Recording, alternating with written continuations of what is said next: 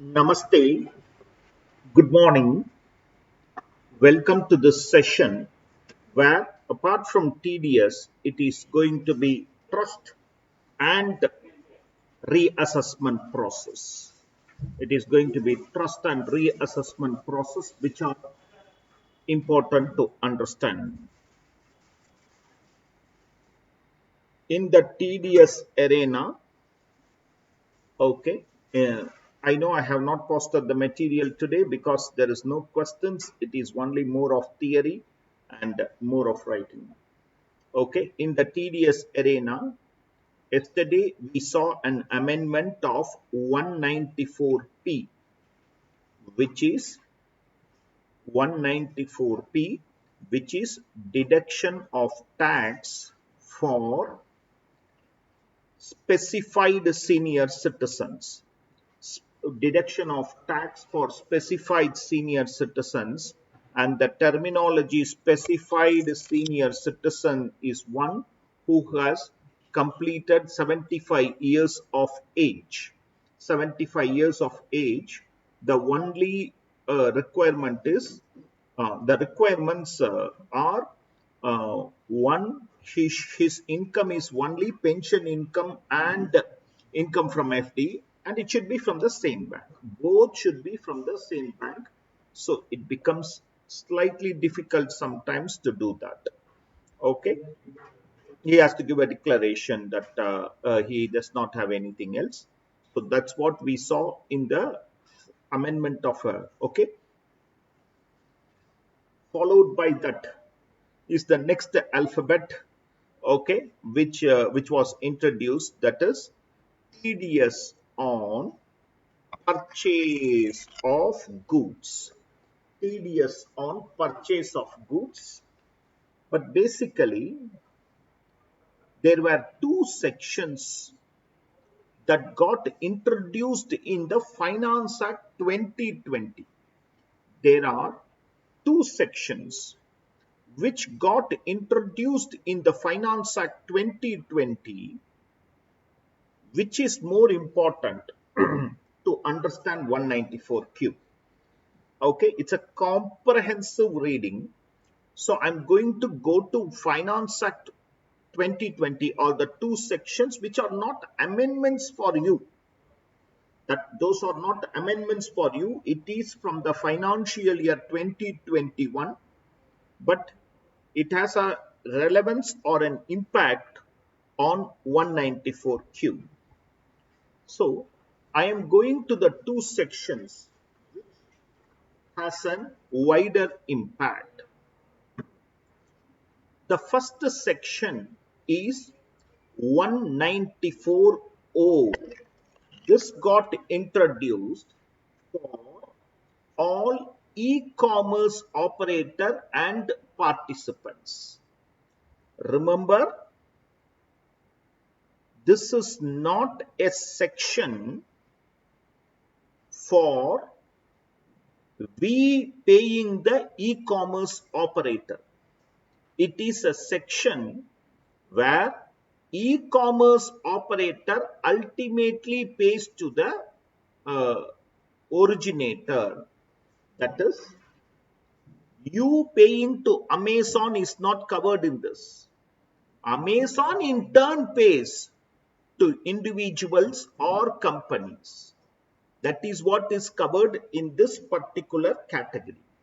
Okay, so this section is about e-commerce operator to e-commerce participant. In the popular terminology, I can say that this is B2B transactions which are covered.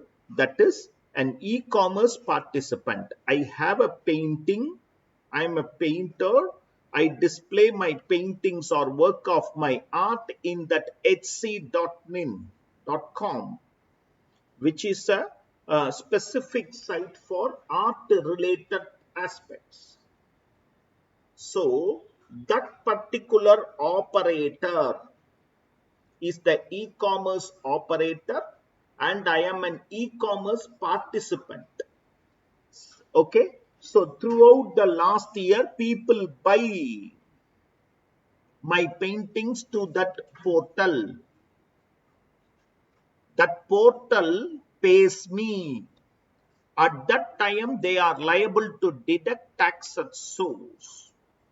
That is the section which got introduced in the Finance Act of 20, which has a spillover impact now on 194Q. That is why I am starting here. Payment by e-commerce operator to a e-commerce participant. Okay. Provision is applicable for facilitating digital or electronic platforms. Okay. Provision is applicable. 194O is applicable both for sale of goods and for provision of services. Okay.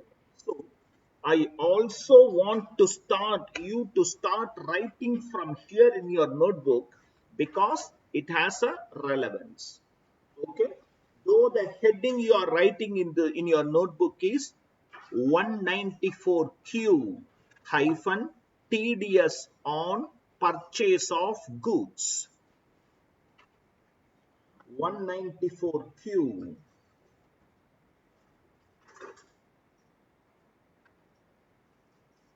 TDS on purchase of goods. And under that you are writing whatever I am saying. Before understanding 194Q, before understanding 194Q,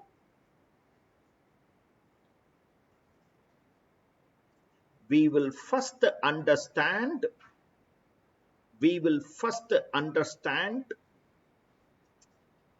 194O. Before understanding 194Q, we will first understand 194O and 206C subsection 1H.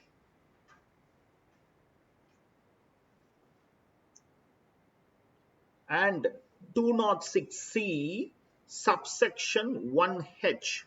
After understanding these two things, if we go to 194Q, our understanding will be better. That's why I'm starting, though these are not amendments of your year, but I'm starting there. Under that section 194O, I'm just giving you a brief of it. Section 194O hyphen payment by a e-commerce operator to a e-commerce participant. Payment by a e-commerce operator to a e-commerce participant. E-commerce operator to a e-commerce participant. Okay, right? Point number 1. Both sale of goods and provision of services are covered. Both sale of goods, provision of services are covered.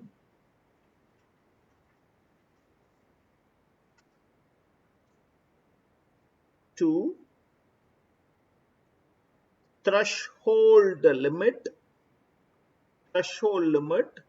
hyphen applicable only for individuals and HOF. Threshold limit applicable only for individuals and HOF. 5 lakhs provided they furnish PAN or Aadhaar. Provided they furnish PAN or Aadhaar. Provided they furnish PAN or Aadhaar.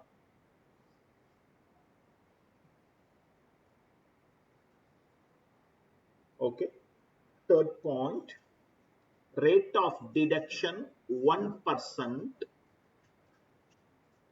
Rate of deduction 1% of the gross amount. 1% of the gross amount. And what happens is, normally if PAN is not provided, 20% is the rate, but here it is different. Full stop, continue. Where PAN is not provided,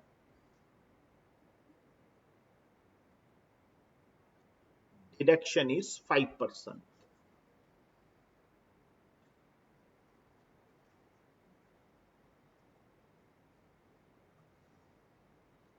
Okay. Okay. So I'm not going into some of these cases. We will again study in 194 Q. So basically, this is for an e-commerce operator. Okay. And remember here, the most important thing is rate of deduction is 1%. That is the biggest advantage. Here, the rate is higher than what is going to be there. We are going to study in 194Q. I will again repeat it when we do 194Q. Okay. The point is, if there is a 194Q versus 194O situation, if there is a situation of 194Q and 194O, 194O will prevail because the rate is higher here. The rate is higher here. Whereas very soon I will tell you about the 194Q versus 206C1H. Okay, how that operates. But if there is a, there the rate is going to be 0.1%. Okay, so the law has already said, the circular of CBDT has clarified, if there is a situation, it will operate like this. It will go to such extent that even if the purchaser has deducted under 194Q, you again do it in 194O. Okay, so I will come to that. I will come to that. So this broadly, this is the section. Sorry. Okay. For a minute, I will take you to 206C1H and then come to this other things.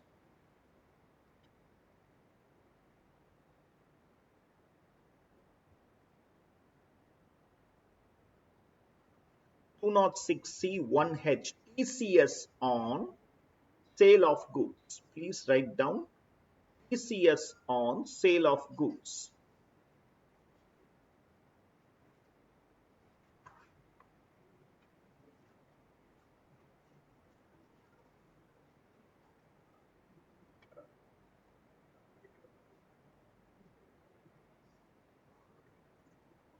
One.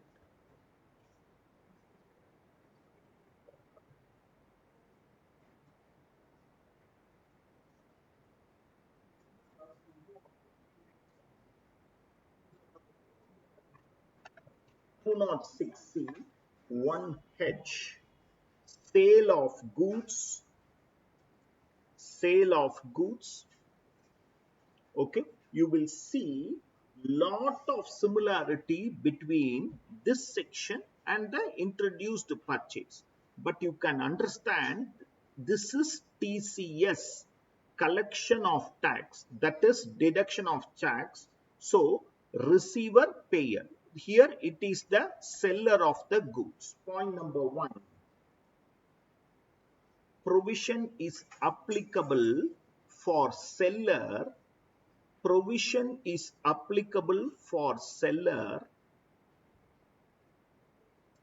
Provision is applicable for seller whose gross turnover has gross receipts. Whose gross turnover or gross receipts has exceeded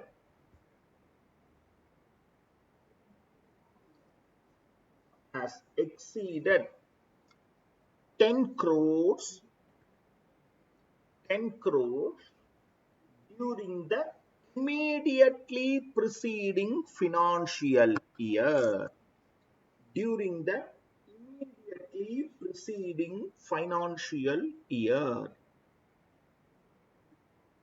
Always in TDS we are very familiar with this aspect of TDS, right? We are very familiar with this aspect of TDS. Suppose if I ask you some of the popular sections like 194C, 194J, 194I, to whom it is applicable, you will always say applicable for all assessees except individuals or HUF whose gross turnover does not exceed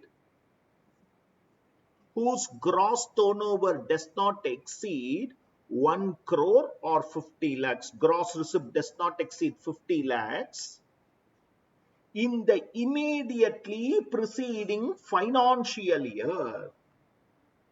So, whether it is applicable for 21-22 depends upon the financial year 2021 turnover. Whether it is applicable for financial year 21-22 depends upon the turnover of 2021. Am I right? Okay, Ingiade, the same. And we are going to see the same in 194 Q also. Whether this provision is applicable during the current year. Okay, the 10 crore is in this financial year, if it has exceeded 10 crore, then in 21-22, your 206C 1H, you are getting applicability. Okay, so 10 crore in the immediately preceding financial year. 2.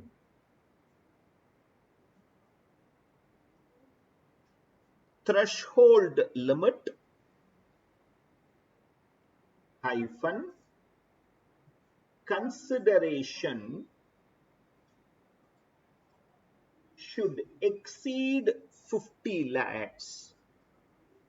Consideration should exceed 50 lakhs. For that particular seller, it should exceed 50 lakhs. Okay, for that particular seller, it should exceed. So, a company sells to me for me, or I should pay the company in excess of 50 lakhs, then only this provision is applicable. Rate of TCS,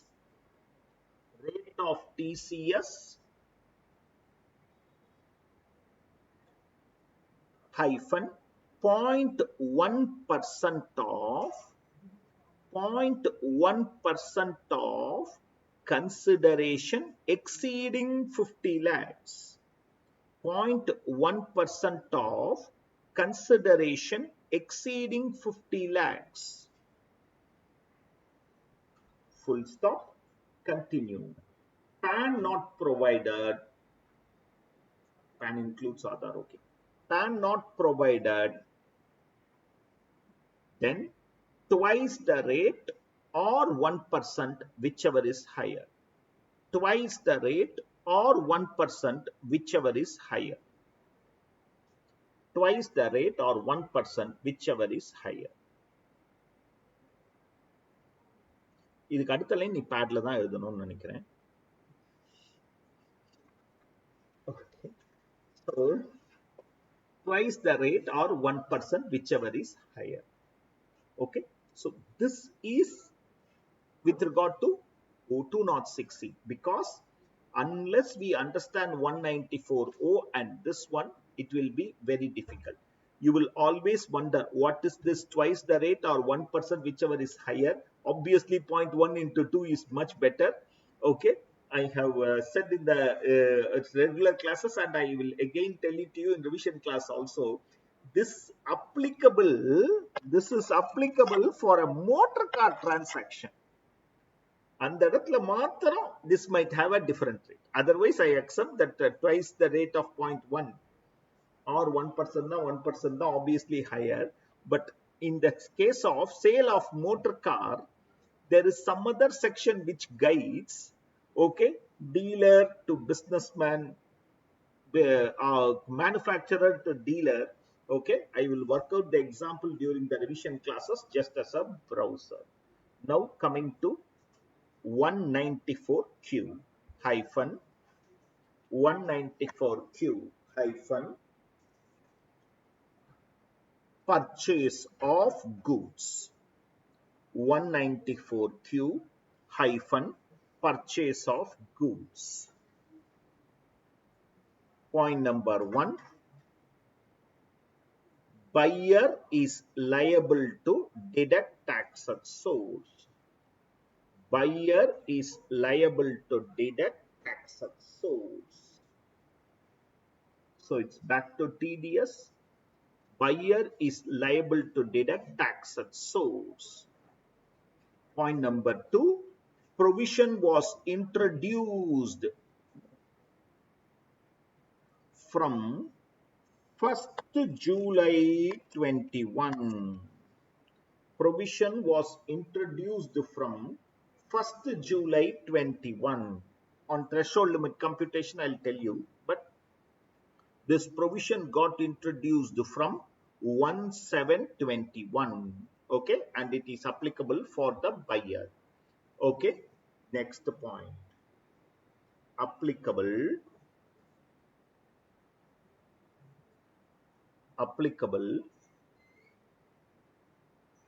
if the gross turnover or receipt. Applicable if the gross turnover or receipt exceeds 10 crores in the immediately preceding financial year. Same words of 206C1H. Of course, there it is seller based, here it is buyer based. Okay, exceeds 10 crores. Okay, in the immediately preceding financial year. In the screen you can see the example. Whether TDS under 194Q is applicable for financial year 21-22 is dependent on the turnover or receipt of financial year 2021. By interpretation, we also understand that if this is the first year of operation, then this provision will not be applicable. If this is the first year of operation. Am I clear to you? Okay, right. Next point, applicable only for resident assessees. Applicable only for resident assessees. So if the seller is a non-resident, this provision will not apply. If seller is a non-resident, this provision will not apply. Okay. Threshold limit 50 lakhs per party or per customer. 50 lakhs per customer.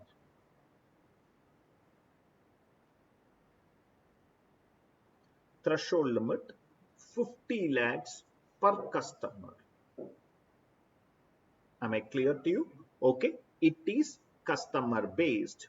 Okay, so per customer, which is where the control is more. You know to whom you are selling. Okay, threshold limit 50 lakhs.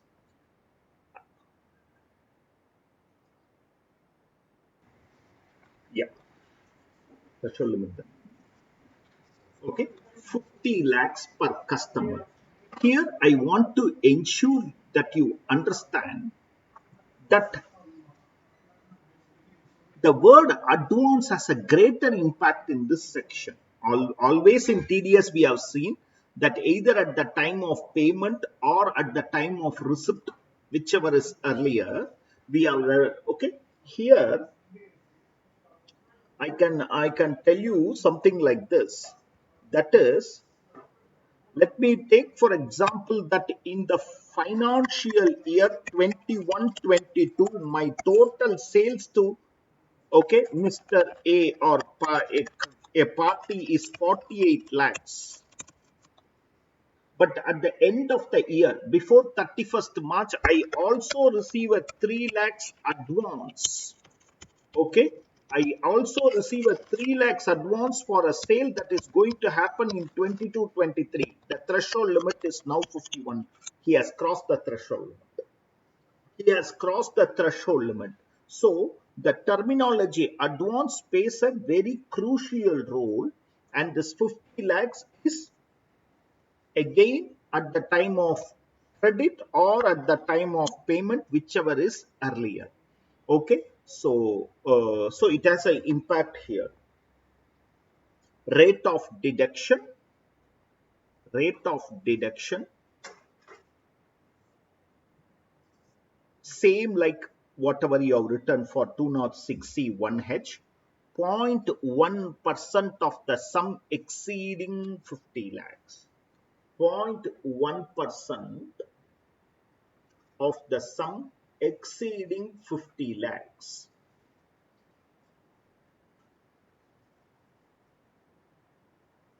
Full stop. Continue. PAN not provided 5%. PAN not provided 5%. Okay. So you can understand 194O also you wrote the same thing. 194O also you wrote the same thing, that the rate is 1%, PAN not provided 5%. Here also 0.1%, PAN not provided 5%. Okay. Now I am coming to this part of provision. Tax is not liable to be deducted if tax is deductible under other provisions of the law. For services, there are so many sections, okay, or tax is collectible under 206C except 206C 1H. Okay, tax is collectible under 206C. This is for especially sale of motor car. Especially sale of motor car, okay, 206C 1C itself gives the rate. Okay, scrap sales, 206C 1C itself gives the rate. Sale of forest timber, etc. In those cases, TCS is applicable. But okay, where TCS is applicable, TDS says I am not applicable. But where TCS on sale of goods is applicable, that the law says no, no, no, I am the dominating section or I am the superior section. Tax is not deductible. If tax is deductible under 194C, 194H, 194I, something like that, or the party, the receiver collects tax under 206C except 206C 1H.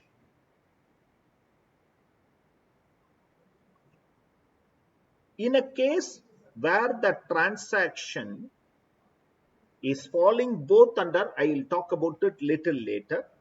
Okay. I will talk about that little later. Okay. This is not applicable. Not only this, all the three sections have this commonality. All the three sections has this commonality.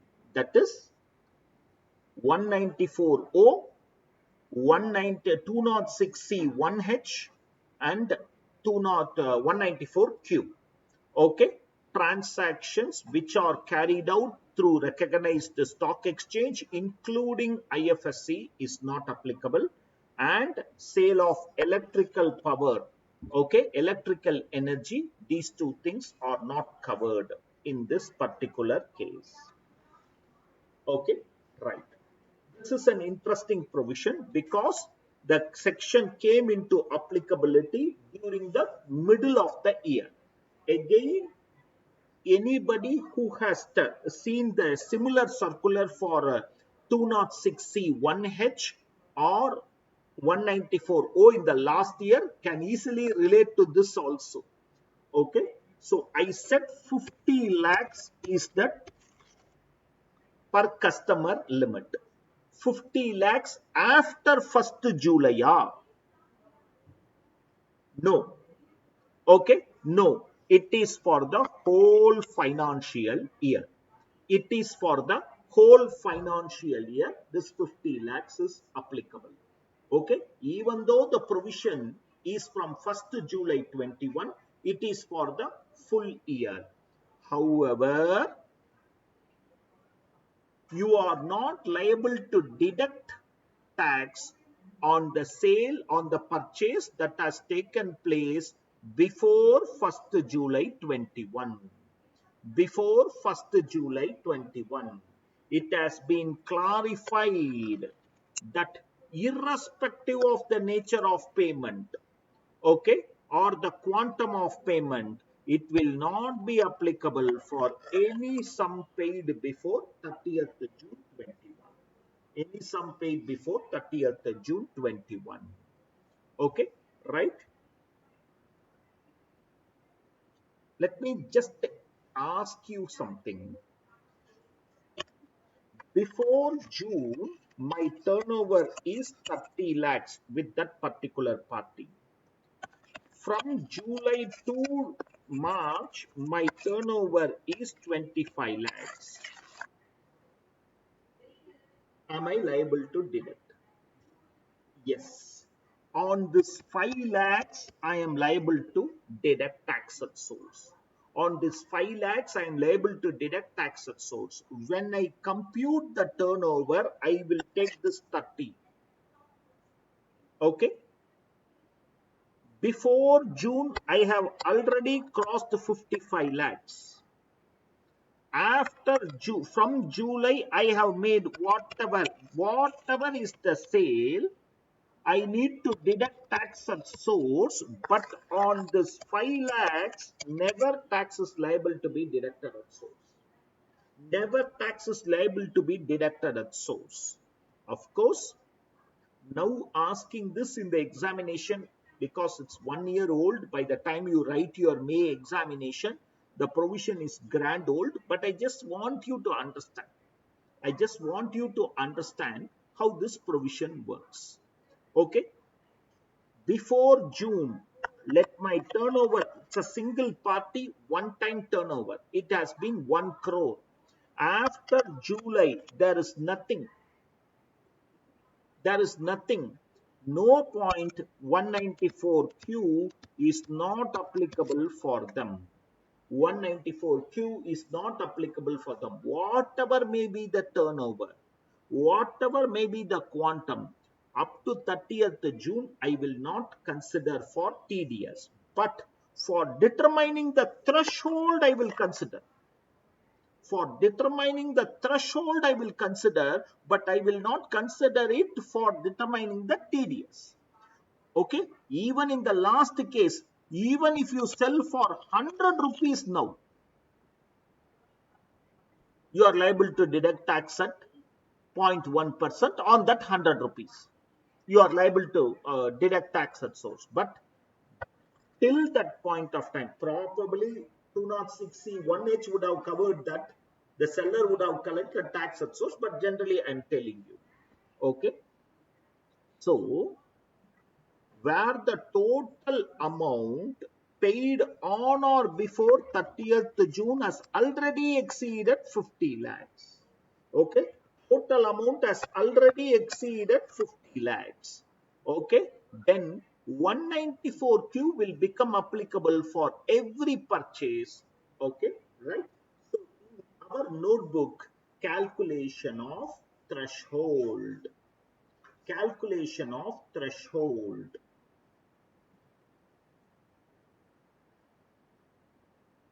Under that point number 1,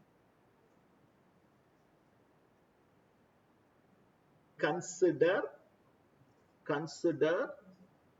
the turnover or receipt for whole year. within bracket 21-22. Consider turnover or receipt for whole year. Okay, full stop, continue. However, TDS is applicable. However, TDS is applicable. However, TDS is applicable only for the turnover on or after 1st July 21. However, TDS is applicable only for turnover on or after 1st July 21. On or after 1st July 21. Full stop, continue. Full stop, continue. Even if the turnover has exceeded 50 lakhs, even if the turnover has exceeded 50 lakhs between April to June 21, tax is not liable to be deducted. Tax is not liable to be deducted on such turnover. Tax is not liable to be deducted on such turnover.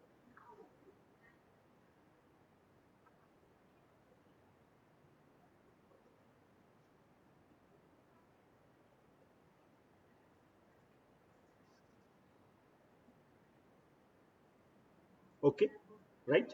Okay. Now for something interesting again.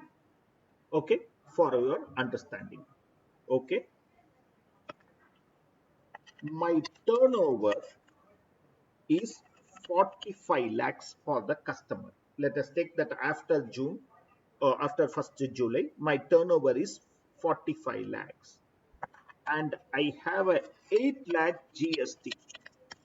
For example, I'm telling you, I have a 8 lakh GST. So 53 lakhs. When I have passed the entry, the customer is liable to pay me 53 lakhs. Customer account debit 53 lakhs. Two sales 45 lakhs. Two GST 8 lakhs. So I would have debited the customer for 53 lakhs only. Is TDS applicable? Is TDS applicable if this is the only sale to the customer? Okay, no. GST component will not be included with a conditionality provided it is shown separately in the invoice.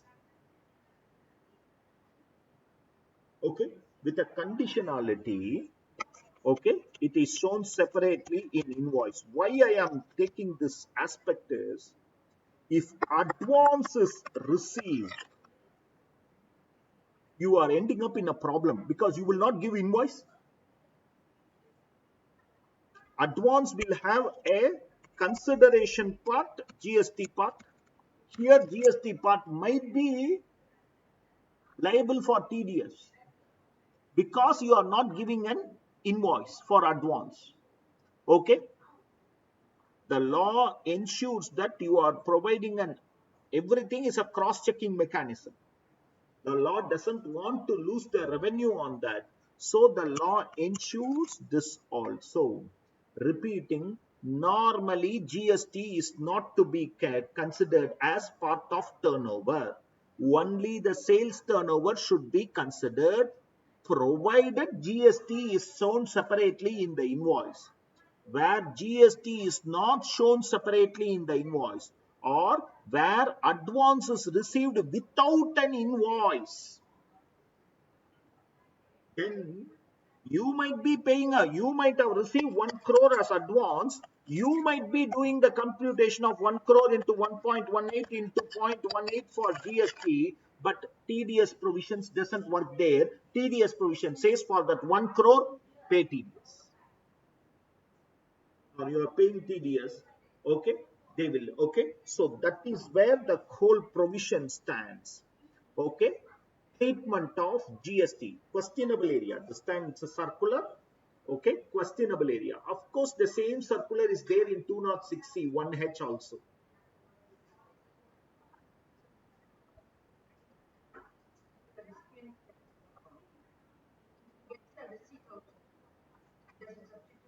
Yes, if he can get a receipt voucher which will substitute the invoice, the receipt voucher should separately. Invoice does not mean only invoice. Any document that supports where GST component is separately shown. Okay. Treatment of GST. Point number one, where GST is shown separately in the invoice. Where GST is shown separately in the invoice, then tax is not liable to be deducted. Tax is not liable to be deducted on the GST component.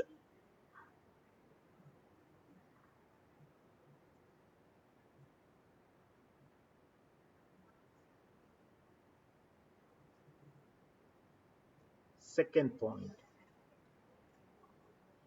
where GST is not separately shown, where GST is not separately mentioned, where GST is not separately mentioned,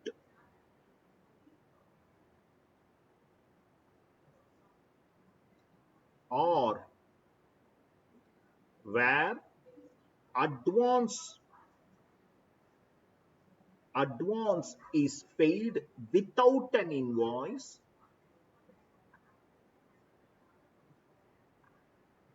where advance is paid without an invoice, then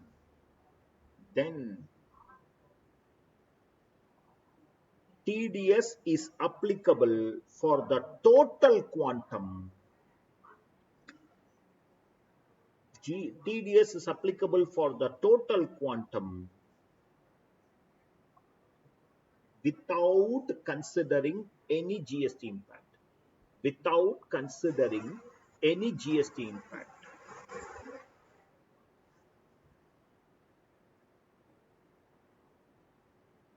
Okay, I am repeating, my dear friends.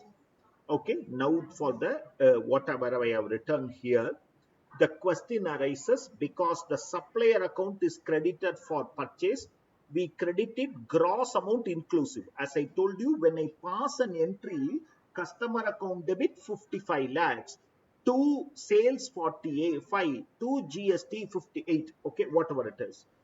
Okay, uh, inclusive of the, and when consideration is paid, it is paid along with GST.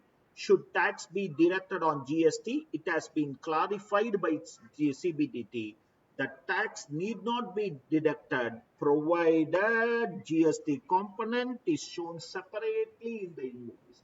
Okay, it should mention fundamental rule specifies that tax needs to be deducted at the time of payment or at the time of credit, whichever is earlier.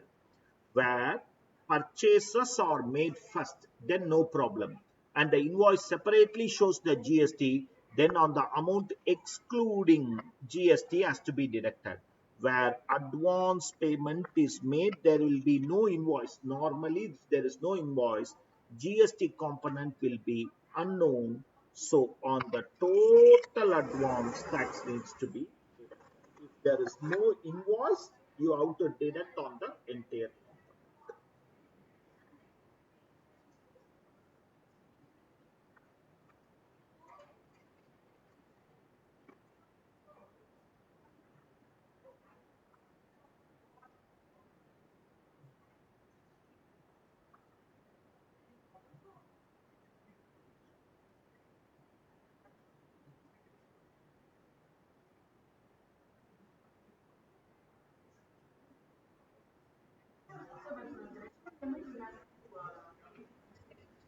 No,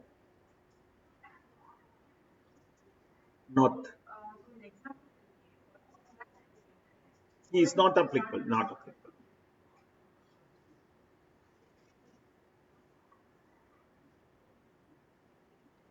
How to treat purchase return, which is also a very interesting scenario because by purchase return it can come down the threshold also. Okay, treatment of purchase returns.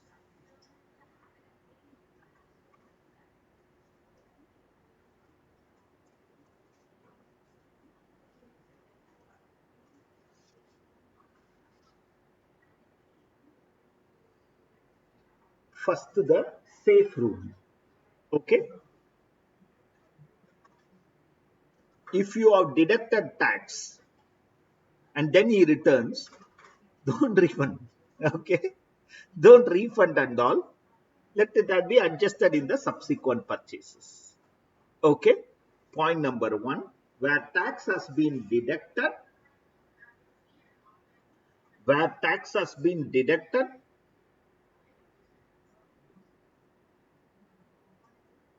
where tax has been deducted, but later goods are returned, where tax has been deducted, but later goods are returned, then adjust it with the next purchase.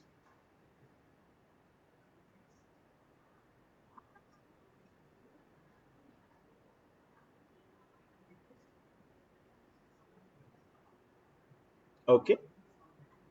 Second, where goods are replaced, no impact. Where goods are replaced, no impact. Where goods are replaced, no impact. What if goods are returned and money is also refunded? Provision is silent, which means tax deducted is deducted. Okay. Anyhow, the customer is going to claim it in his return as TDS. Okay. So tax credit. So the provision is silent. There is no treatment as such. There is no treatment as such. The law has only provided for these two, or the CBDT circular has just provided these two circumstances. I have already answered this question. Provision is not applicable for non-residents. Okay. Provision is not applicable for non-residents. Am I clear to you? Okay. What if the seller is exempt from taxation? Generally, all government bodies, etc., you need not deduct tax at source. Not only in this section, in every section, you know that for government payment made to government, etc., there is no taxes. Okay, right? Provision of 194Q will not apply if the income of the seller is exempt under section 10.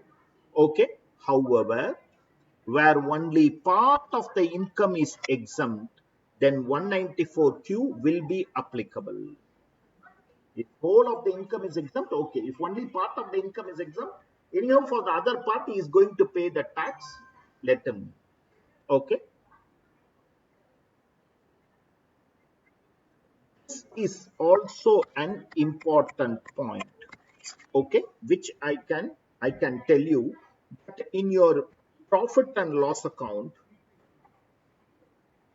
in your P&L account, okay, okay, sales turnover 9.5 crores and you are receiving interest of zero point 0.6 or 60 lakhs, interest, dividend and all other incomes put together 60 lakhs. Now your total income is 10.1 crore, okay, in the financial year 2021. Is TDS provisions of 194Q applicable for you? Okay. The most important point here is for computing threshold, only it has been clarified that the turnover or gross receipt is only from the main business activity. Non-business activity need not be included. Non-business activity need not be included. If I am the examiner, I will test this in the MCQ itself. I will test it in the MCQ itself, but I assure you, never I have been, never will I be an examiner. Okay. So, but it is an important point to note down. Okay. So, I am going for the 3 notes about this section, which are very important. Note 1. 3 notes which are very important.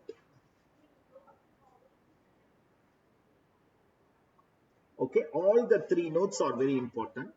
Questionable area. One,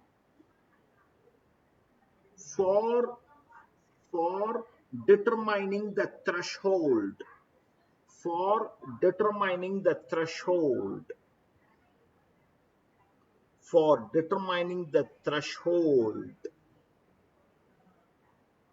turnover from business activity will only be considered. Turnover from business activity will only be considered.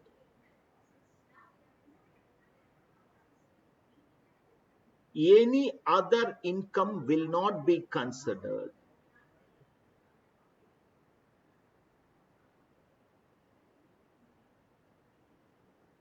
Any other, for determining the threshold limit, turnover from business activity will only be considered. Any other income will be ignored. American பக்கத்திலேயே போடக்கூடாது. நானும் அதே தான் சொல்றேன். America வரைக்கும் class எடுப்பாங்க அவங்க. Okay. Second point. Again a note which is of importance.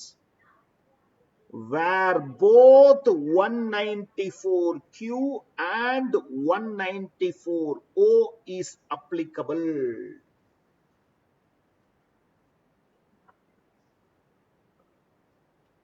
Then tax is required to be deducted under 194O and not 194Q. Then tax is required to be deducted under 194O and not 194Q.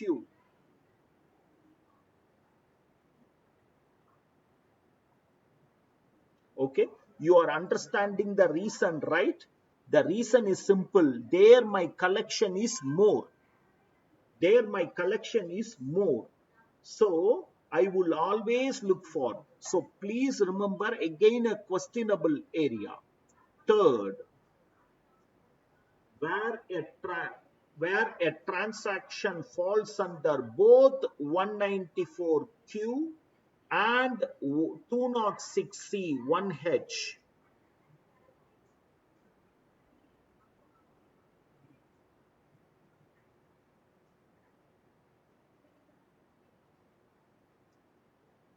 Then tax is required to be deducted under required to be deducted under 194Q. Then tax is required to be deducted under 194Q. Full stop, continue. In other words, the transaction will come out of the purview of 206C 1H.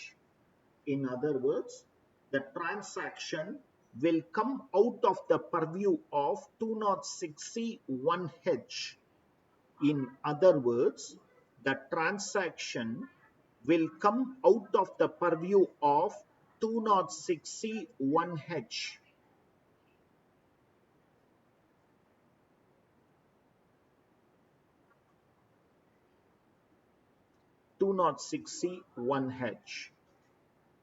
Okay, right? So, again repeating, but I will take this opportunity to write one more note, okay, that will also be important for you, though it is for the last year. Okay, I have written 194Q versus 194O. 194Q versus 206C 1H. What if it is between 194O and 206C 1H? Which will prevail? 194O only. 194O is the most beneficial. So that also you write, though it belongs to the last year, where a transaction falls between 194O as well as 206C 1H. Where a transaction falls within 194O and 206C 1H. 194O shall prevail. 194O shall prevail.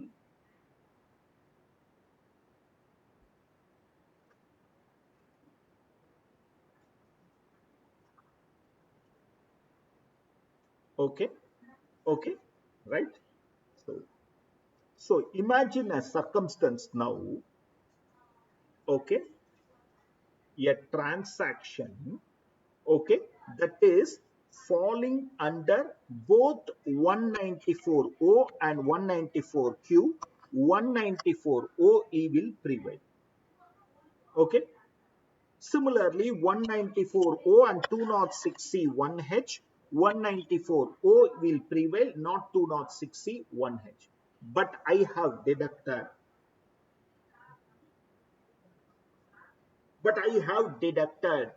under 194Q, or I have collected under 206C 1H. விட்டுறலாமா? Is it sufficient? Okay, one person has done the mistake. The answer is no. The other party is also liable to do it, because as I tell, the rate is different. Whereas if a transaction under 194, 206C 1H, 194Q will normally prevail, but this party has collected the tax, then it's okay. Revenue is not lost. Beauty of this is the rate plays the key role. 1%, 0.1%. Okay, right?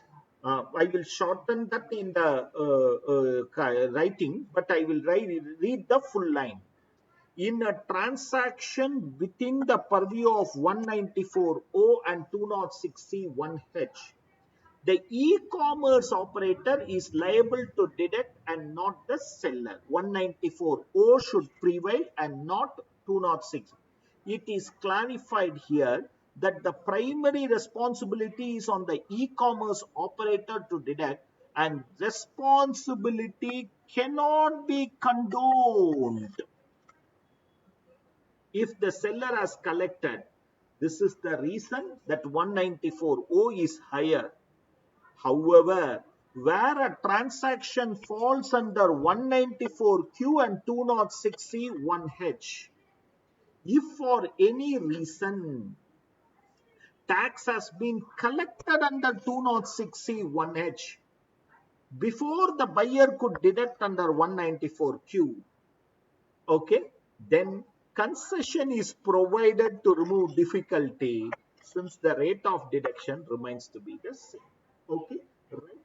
This is where we understand. I always tell you, there are some sections which makes us understand this is purely a revenue law. Exemptions now, whichever is lesser. Taxation now, whichever. Not only like that. Look at this section which tells me, boss, this is a revenue law. This is just a monitoring provision. It is purely for monitoring one person's payment as another person's income. But still, department is not ready to lose revenue. I cannot condone. Okay, so continue with the point and write down where tax needs to be deducted under 194O, where tax needs to be deducted under 194O, but it is deducted under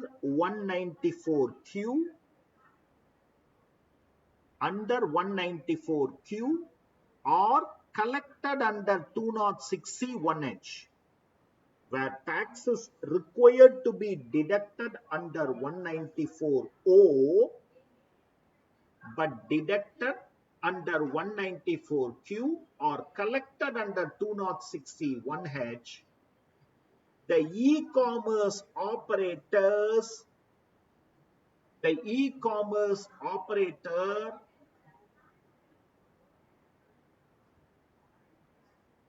the e-commerce operator's default cannot be condoned. Default cannot be condoned.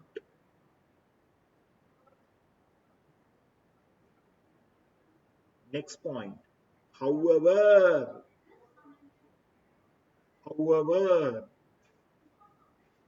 where tax needs to be deducted under 194Q, where tax needs to be deducted under 194Q,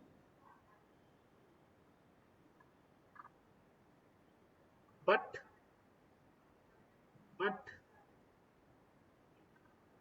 seller has collected under 206C 1H, seller has collected under 206C 1H, then the buyer is not burdened,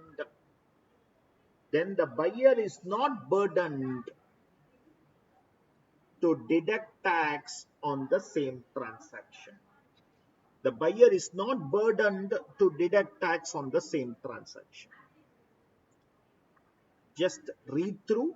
I'll check whether any of you have messaged. I had a message tone. I'll come. I have a question from one of our friends. Okay. The question is, sir, for the purpose of turnover calculation, do we consider the following? Goods with consignee, goods given as sample, goods sold between branches of the same entity. Okay, I think the question is from the GST purview you are asking me. For me, here, I am going to look into your books of accounts. In your books of accounts, if you have treated it as a sale, then it is applicable. Then the turnover will be considered. But from your question, I can give you goods sold between the branch of the same entity. Definitely not. Definitely not. In GST, or rather, it is not even a sale. Okay, it is the same person transaction, taking money from this pocket and putting to this pocket is not an income. Definitely not. Goods given as sample, you will not record it as customer account debit even. Okay, it is more like a advertisement account debit to purchasers, something like that will be the entry. So that will not come. Goods with the consignee. Goods with the consignee, in my opinion, it will be considered as sale. In my opinion, it will be considered as sale. The circular has not given any specific exemption or specific example, but today I will try to find the answer for goods with consignee and answer it to you tomorrow morning. The next doubt our friend has is, you said that the threshold limit is 50 lakhs. You said that the threshold limit is 50 lakhs. I have sold for 55 lakhs before June. But I collected only 50 lakhs. The transaction of sale is over 55 lakhs.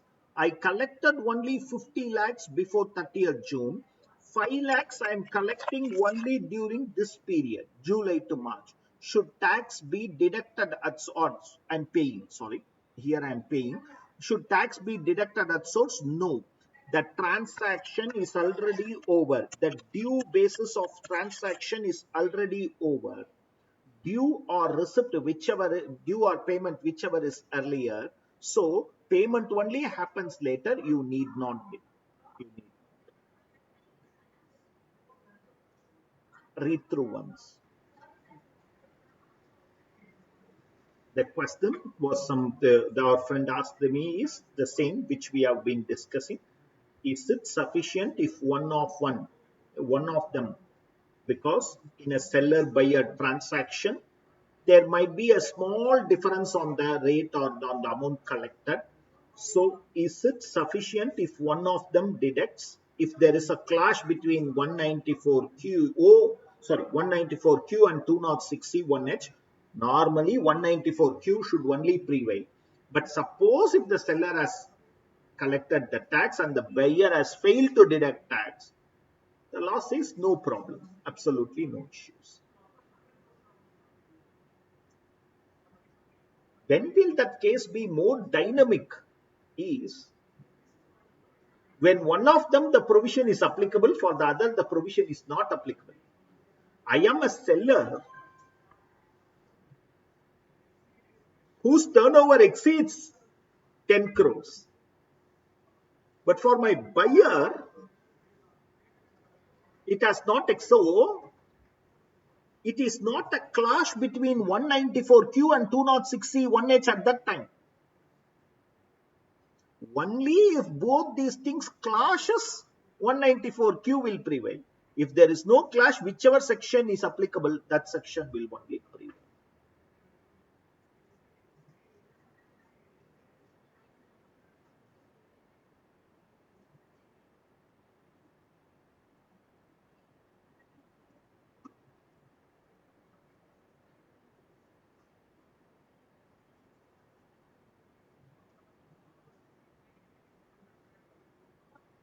Okay, okay. Again, our 8 marks of TDS out of 8, we should somehow score 10. Okay, right? So, ensure இது ஒரு sure question. Okay, almost a sure shot question மாதிரி இதெல்லாம். Okay, whichever it is. So, please ensure that we are clear about this provision. Okay, we can make it happen. So, that is with regard to Mr. Gupta, a resident Indian, is in retail business and his turnover for the financial year 2021 is already exceeding 12 crores. He regularly purchases goods from another resident, Mr. Agarwal, a wholesaler, and the aggregate payment is 95 lakhs. 20 lakhs till 30th June. After that, 25, 22, 28. Assume the said amount were credited to Agarwal account in the books of Mr. Gupta on the same day. Mr. Agarwal's turnover for financial year 2021 is 15 crores. Based upon the above facts, examine the TDS TCS implication, if any, under the Income Tax Act.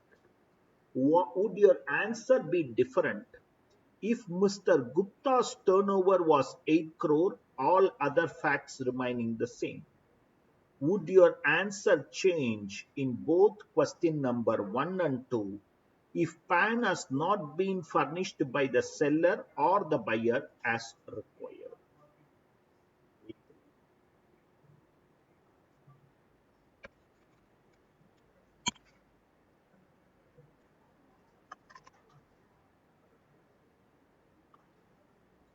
Okay, question number 1. Question number 1. Both Mr. Gupta and Mr. Agarwal are covered under the respective provisions. Okay, Mr. Gupta is covered under 194O Q and Agarwal under 206C 1H.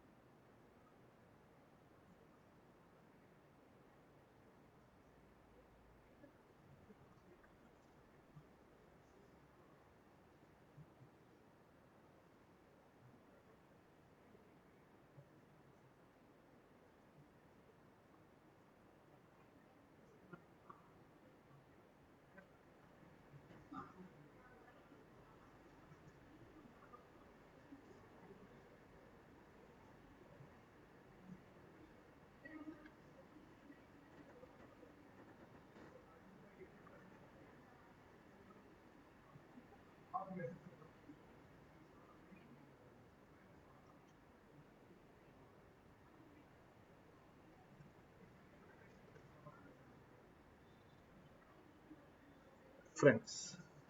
The elaborate answer is here. Okay. While in the class, I answered it elaborately. Case A for Mr. Gupta. Okay. The turnover of 2021 12 crores, hence 194Q is applicable as he is the buyer of the goods. Said provision specifies that tax needs to be deducted 0.1% on the turnover exceeding 50 lakhs. 0.1% of the turnover exceeding 50 lakhs. Okay. So 1st June 20 lakhs, 12th August 25, but the cumulative has not exceeded. 23rd November it starts exceeding, and 25th March. TDS provisions are not applicable for 1st June transaction as 194Q is not introduced.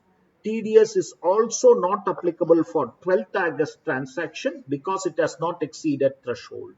For purchases made in November, 194Q is applicable for measuring threshold whole of the financial year. I cannot see only after.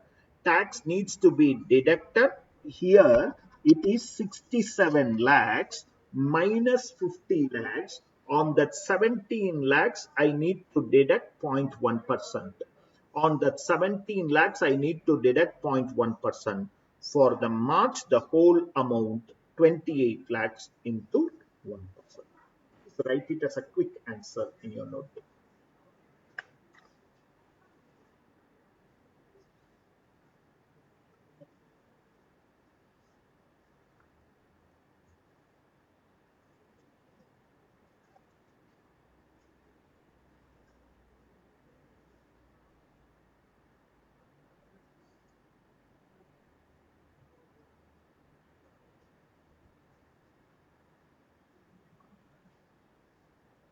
The question is there in yesterday's itself.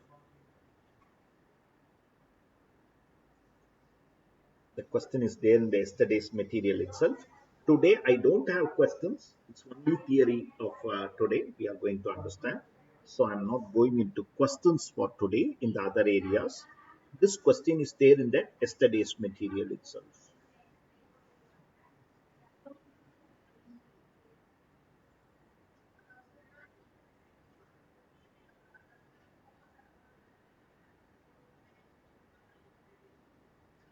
இந்த ஆன்லைன்ல கேட்குற குரலே எப்படி இருக்கு பார்த்தியா? இதெல்லாம் நீ சொல்றது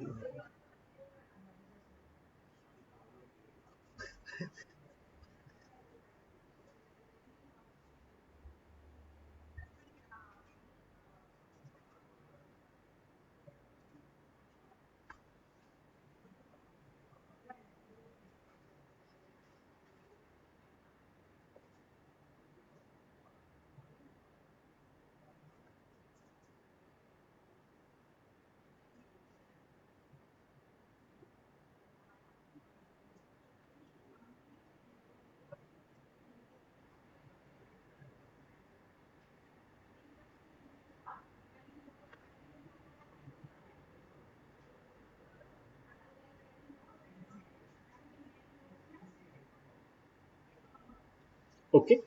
Okay, are you understanding? Right? So just a small answer. Anyhow, I'll paste the answer in our Excel sheets.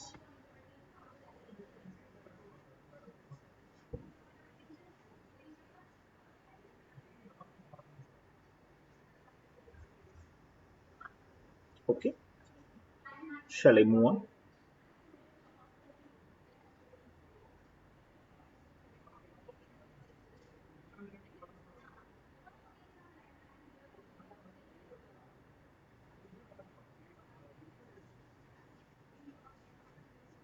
For Mr. Agarwal, 206C 1H is applicable as the turnover of Agarwal exceeds. However, the law specifies where both 194Q and 206CH 1H applies, then 194Q will be the prevailing section. Okay, since Mr. Gupta is deducting, Agarwal is not liable to collect taxes. So, okay, so simply write not applicable for Mr. Agarwal. In case A, it is not applicable for Mr. Agarwal.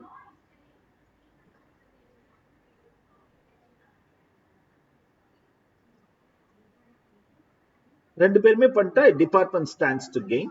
You when you file your return, let you claim 206C1. I mean TCS. The other party can claim TDS. Okay. Huh? Both will be for Agarwal. Yeah, yeah, obviously. Sorry. Yeah, yeah. So 0.2%. What happens? One for the two tax collected. Sorry. Uh, What happens if in case B, if in case B, the turnover of Mr. Gupta is 8 crores? What happens in case B, the turnover of, so for Gupta, okay, for Gupta, 194Q will not be applicable, but for Agarwal,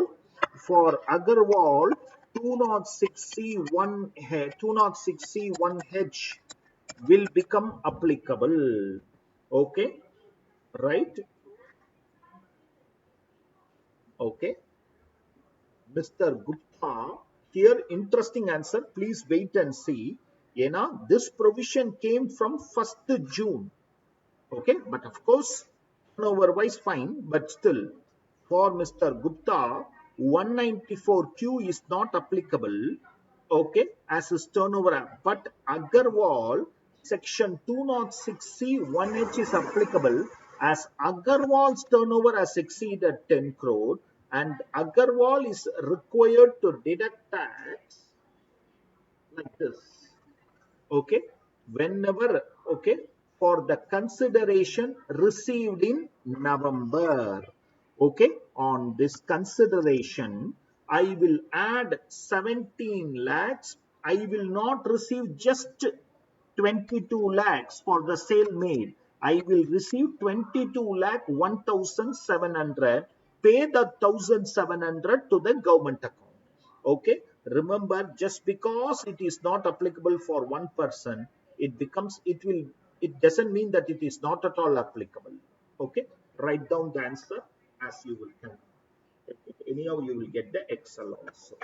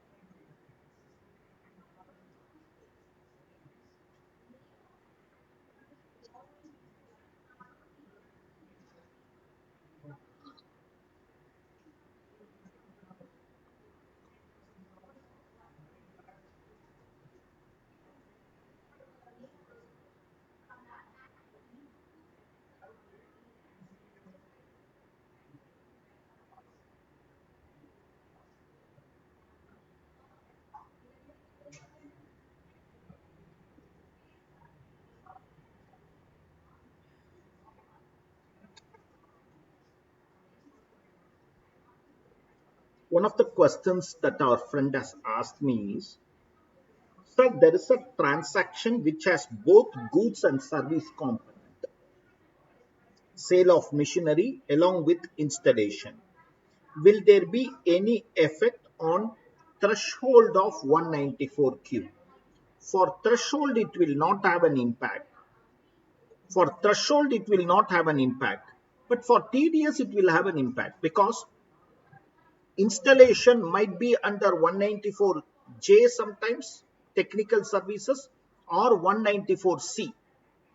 Okay, because 194Q stays wherever some other provision of TDS is applicable, or okay, then I am not an applicable section. Go to that particular section. So that will, but for threshold computation, if your question is that 50 crores or sorry, 10 crores or 50 lakhs, for that it will not have any impact because it is part of main business activity only. But I have a small clarification to make that for 194 Q, whether I need to deduct 194 Q for the installation part, it's a questionable aspect. If 194 C, majority of the time, one of the provisions will apply, so 194 Q might not apply.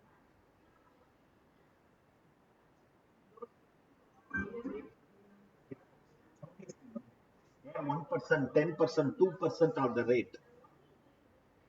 Okay. The last part is again important. If PAN is not provided,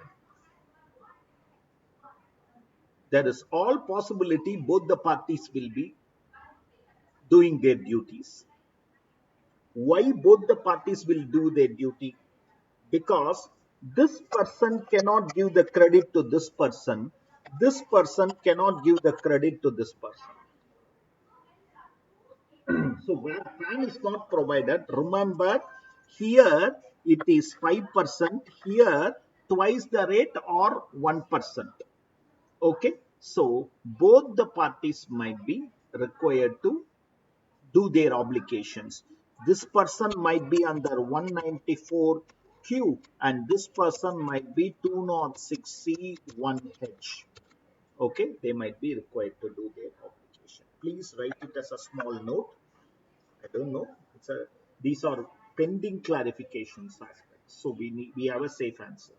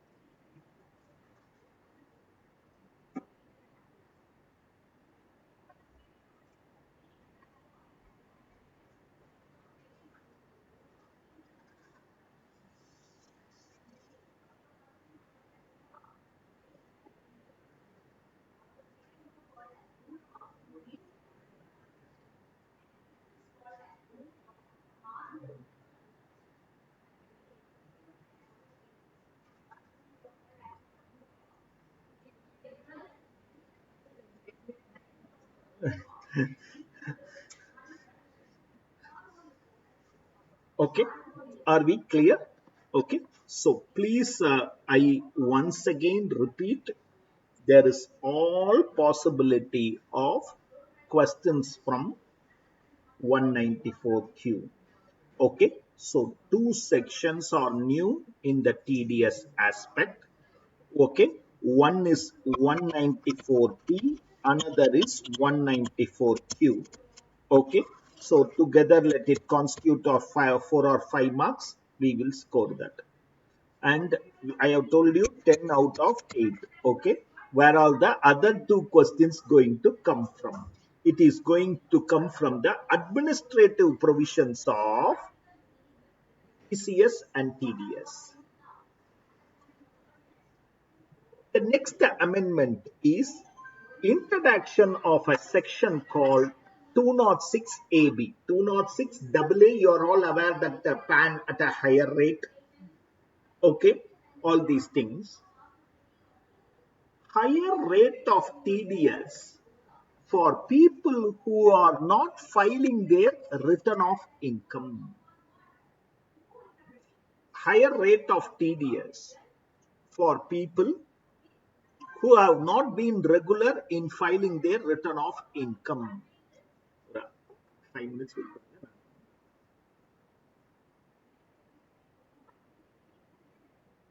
This provision is applicable for a person who has not filed a return of income for the past 2 years. You now know that the time limits are slashed. I'll come to that today about that. Okay. Past 2 years, you have not filed the, okay. Okay. Past immediate preceding 2 years, the previous year for which the due date of filing of returns under section 1939 has not expired, and the aggregate of tax deducted or collected is 50,000 or more in each of these previous years.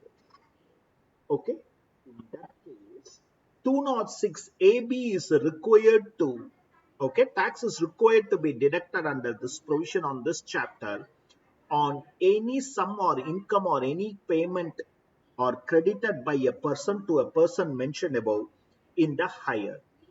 Twice the rate as prescribed by the Act, twice the rates in force as prescribed, or at 5%. However, this is not applicable for salaries, PF payment, okay, winnings, because already the rate is 30%, they will prefer 5% rate, okay, right? Both are winnings and horse race and lottery income, okay, non-resident payments and cash withdrawal. Okay, if there is a consistent non-filer, deduct him at a higher rate so that he becomes a filer of income. So now you need to get the other person whether he is filing his return of income or not, and the rate of deduction is going to be twice the rate as mentioned in the provisions of the Act. If rent 10%, then the rate will become 20%, as if it is a non-PAN case. 2%, 194C, it will become 4%, or 5%. So that's why here this will be the superior section. Here it will be 5%. Imagine for interest, okay, non-filers. So what happens is now the person's responsibility keeps on increasing, whether he is filing his return of income or not is also. So actually assessing officers are nowadays taking a back seat. Every person, every employer is already an assessing officer, because he has to verify all the returns of all the proof of the employee, and every assessee, every deductor is becoming a similar provision, okay, for TCS, under TCS, okay, has not filed twice the rate or 5%, whichever is higher. One is for TCS, another is for TDS. One is for TCS, another is for TDS. So that makes this possible now. One of the sections will be questioned again. One of the questions will be questioned, sections will be questioned. Write a short note. So friends, this is about TDS, TCS amendments, and please remember these are questionable areas. TDS will have a TDS, TCS will have 8-mark question. It's mandatory, and you will not feel difficult to score that 8 marks. The next 8 marks which you are going to score, okay, and let it be in my own style. The next 10 mark out of 8 mark where you are going to score is what you have on me, what I have on you, trust. Okay. This is going to be again a questionable area because of the amendments. Okay. The amendments on trust is on two aspects. The amendment is on two aspects, my dear friend. Computation basis, there is some amendment, only maybe looking, seeming to be 3 points. All the 3 points are very important amendment. 3 or 4 points, computation. And then administrative provisions, which has been completely amended. Which has been completely amended. The story of administration starts with 12A as the first section for registration, which is some 10-15 years before. And then came 12AA, which is the dynamic section for registration, both gone. They have now brought it as 12AB, a new section. Before going into computation, I'm just giving you, then I'll talk more about administration later. So, where exactly is the point is, so far if you are studying the law, trust registered under 12A or 12AA, like that they will write. Because when 12AA came into effect, they said it is for only new trust. So for trust which are registered under 12A, it was a standing section. Now 12AB has scratched both these things. It is both for existing and for new trust. For the existing trust also they said re-register.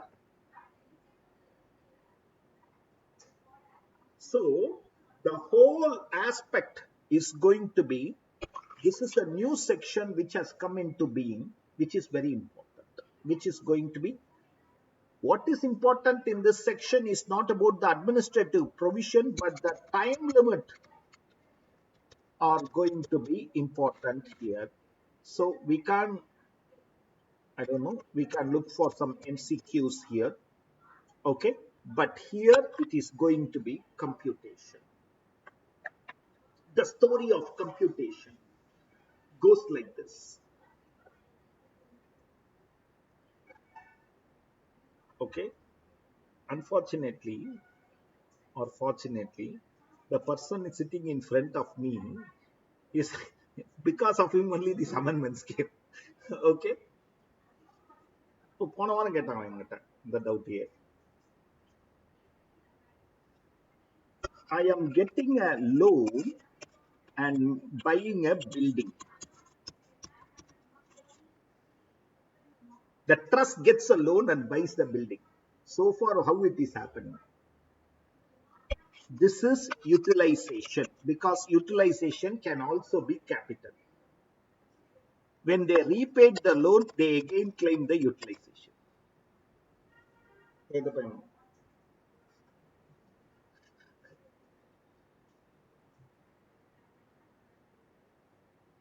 People, they are doing like this. Because what is utilization? The law gave a very elaborate explanation for utilization. It can be capital, it can be loan repayment, anything. What we read, it is for capital and loan repayment. It's actually R. Okay. There is one general thing we all know.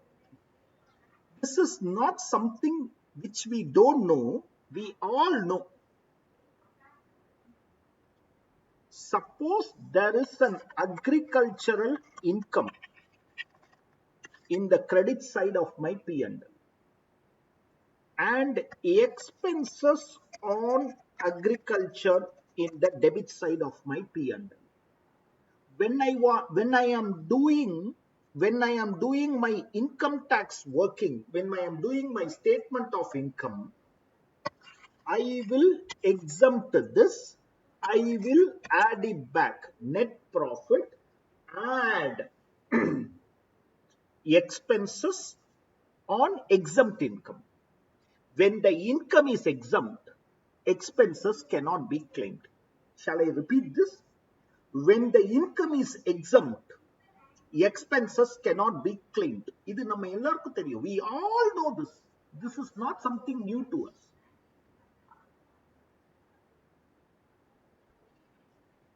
When I received corpus donation,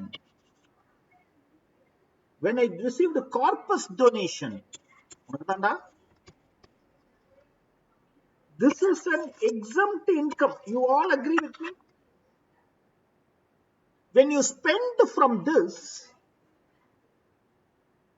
you cannot claim it as utilization. Going by the same logic, income len spend பண்ணு, I will give you deduction exemption. If you are spending from corpus donation, when it is not an income, I will not allow that expenditure. When you are getting loan and expending on from that loan, I cannot give this. Now loan income எடுக்கலையே.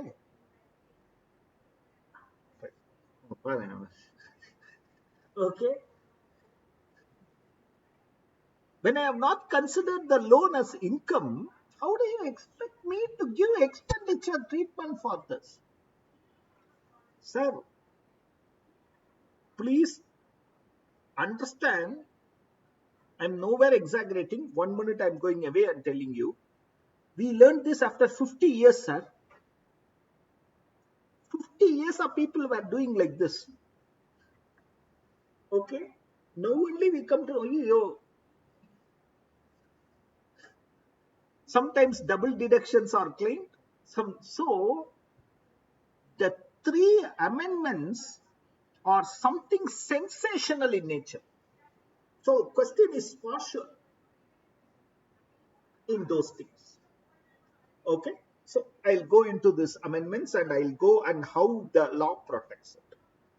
Before that, just an explanation about trust is there are 2 sections, 1023C and 1112. Okay? Some entities fall under 1023C, some entities fall under 11 and 12. Okay. What falls under 1023C? That is not an amendment. The registration rules are only changing. But you need to be more clear to understand the registration rules.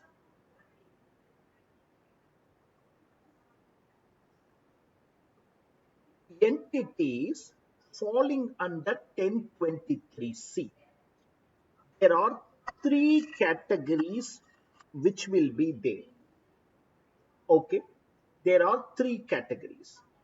I am marking this because category 1 and 2 is automatic exemption.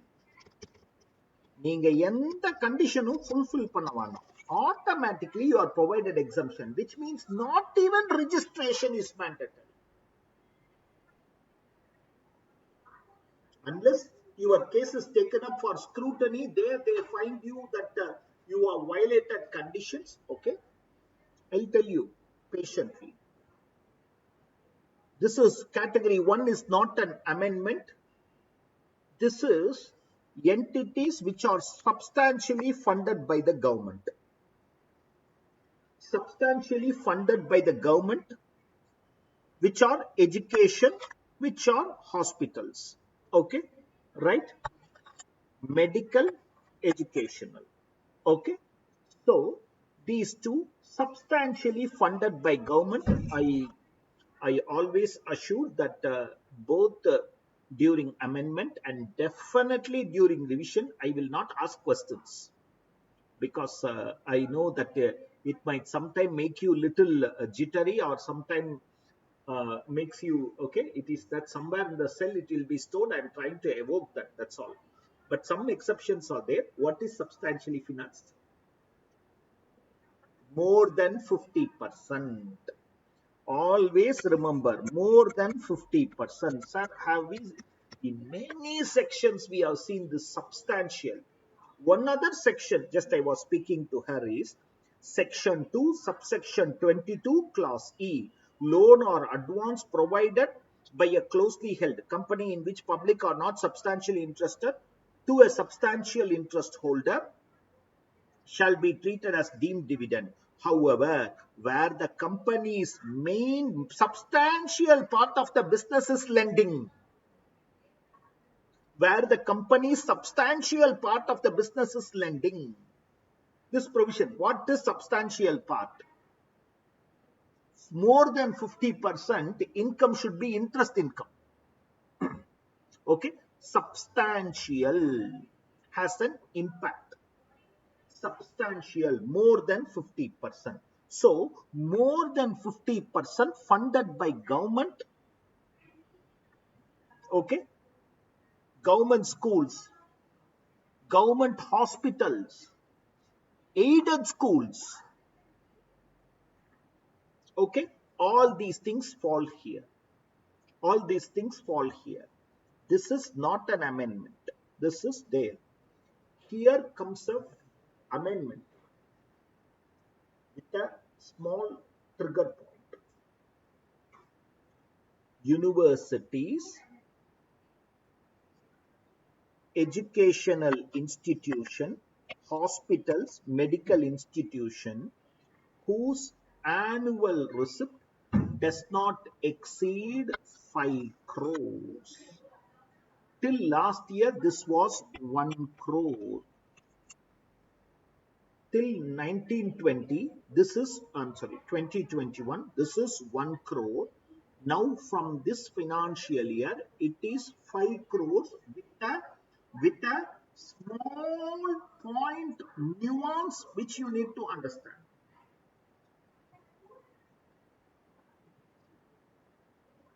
Okay. I am running 2 medical trusts, 2 educational institution under a main trust. 2 hospitals, 2 educational institution.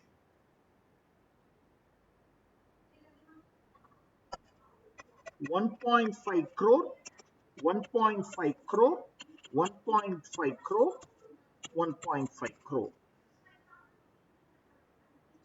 The total exceeds 6 crore, exceeds 5 crores. Should I see the aggregate or should I see independently? Till last year, independently.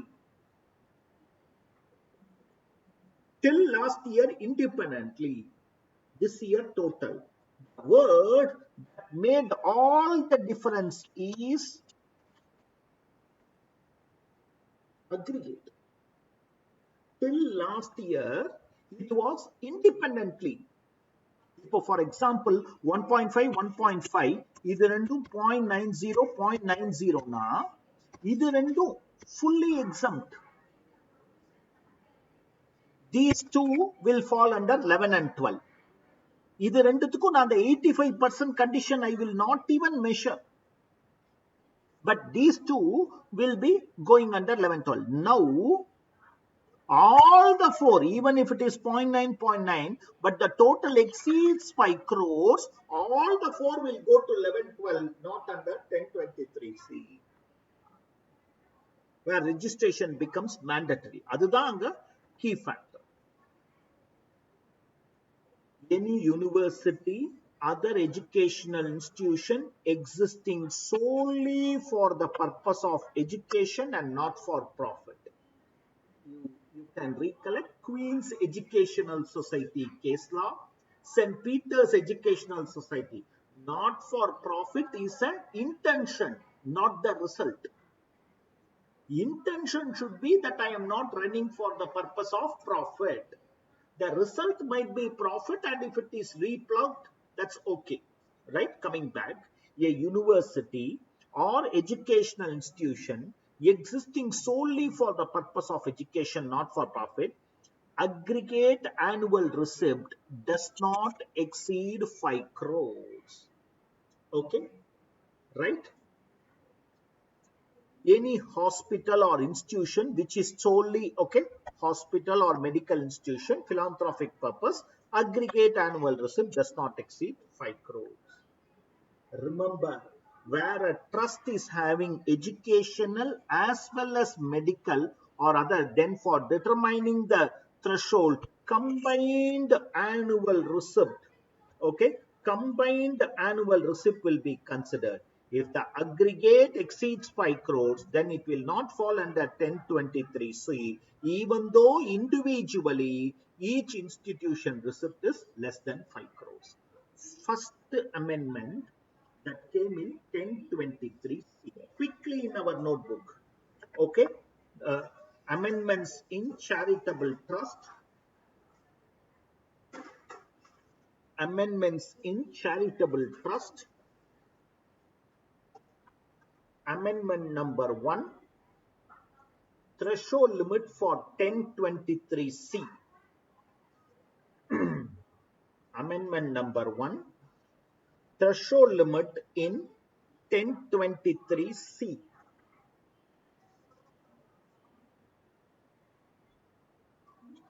Threshold limit in 1023C. Okay, under that,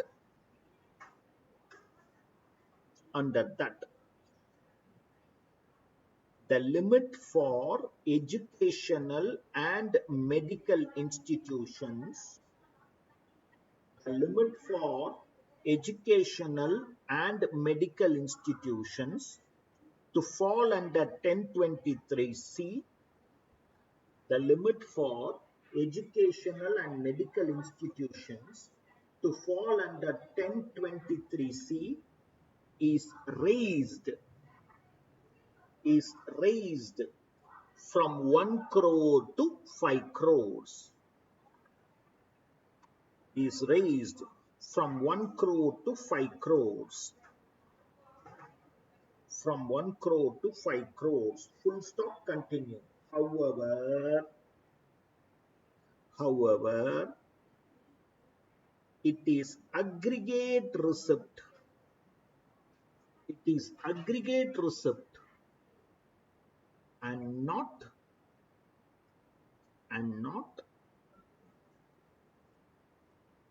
individually for every institution.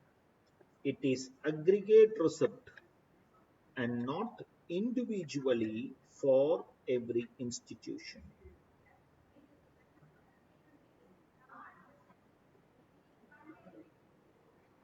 Okay, right? Are you understanding? This is the first amendment. Okay, the third category is universities, hospitals, or medical institutions, okay, which come under the next category. Any other fund approved by the prescribed authority. Okay, any trust or institution, wholly public or religious, charitable, prescribed authority. Universities coming under prescribed authority. The prescribed authority is CIT, PCIT. The prescribed authority is commissioners. Okay, for these three things, the common factor is registration is also made mandatory, and the registration procedure, the new procedures of 12AB needs to be followed, and income computation will be as per 11 and 12. I want to repeat the class to understand. Inga registration is also exempt. Suppose in this institution that 85% is not utilized, still I will not mind. They are small institutions. One is government institution, the other is a smaller institution. I won't mind. These are smaller institutions. In the third category comes larger institutions might also be there, but registration is also mandatory. Income computation is as per 11 and 12. Technically, I am saying all these people go down. Technically, I'm saying even if you file your application on 2023C, I will treat you as a trust which is under 11 and 12. I will treat you as a trust under 11 and 12 and not under 1023C. Okay, you understand that? You understand what? Okay, the amendment and the purpose. Fine. So these entities will come under 12AB. Okay, I will come to 12AB later. Okay, don't worry.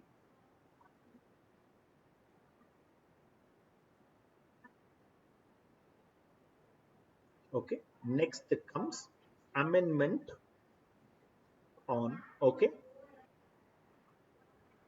next heading treatment of corpus fund. Treatment of corpus donation. Treatment of corpus donation. Treatment of corpus donation. Friends, this is the biggest blow for these funds. Now, I will take 1 minute away and tell you what was happening practically. Okay, I will take you 1 minute away and not just academic but practically. Every year the trust were doing like this. They prepared their P&L. Okay, they prepared their P&L and they saw on the income side, let us take some 40 crores.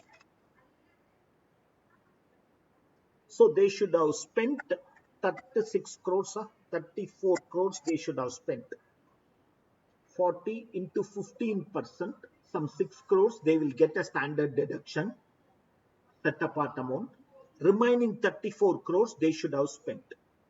They have spent only 30 crores. You know what they did?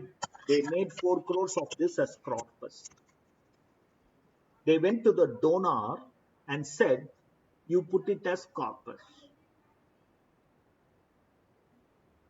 Okay? I'm nowhere exaggerating. அவன் சிரிச்சுனே இருப்பான் chapter ஃபுல்லா. Okay, அந்த பையன் அப்படி படுத்திருக்கான் அந்த ட்ரஸ்ட்லாம்.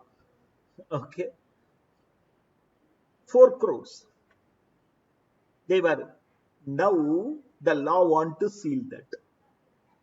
Now they say if it is corpus, keep it in a separate account.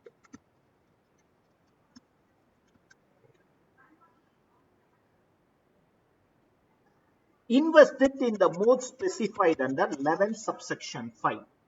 Bank account, government securities, don't do it in listed securities. If it is corpus fund, my dear friends, henceforth from the financial year 21-22, somebody receives corpus donation, that donation has to be kept in a separate account. That donation has to be kept in a separate account. It cannot be forming part of your general fund account. Okay, so if you receive corpus, you are supposed to keep it in a separate bank account henceforth. Okay, right? So please write down treatment of corpus donation. Any corpus donation received shall be kept deposited, shall be kept deposited, shall be kept deposited or invested in modes specified under, shall be kept deposited or invested in modes specified under section 11 subsection 5. Any corpus donation shall be kept deposited or invested in modes specified under section 11 subsection 5. Okay, friends, treatment of corpus donation. This is like a capital of that trust, like how share capital is a receipt but not income. Voluntary contribution with a specific direction that it shall form part of the corpus shall not be treated as income. Shall not be treated as income. From Finance Act 2122, corpus donation will be exempt. It will qualify for exemption only if it is kept deposited or moved. This amendment signifies that corpus donation, if not deposited, then I will not treat it as corpus donation. I will treat it as income. இதுலயே 85% நீ use பண்ணிருக்க. Okay, this is big change in computation.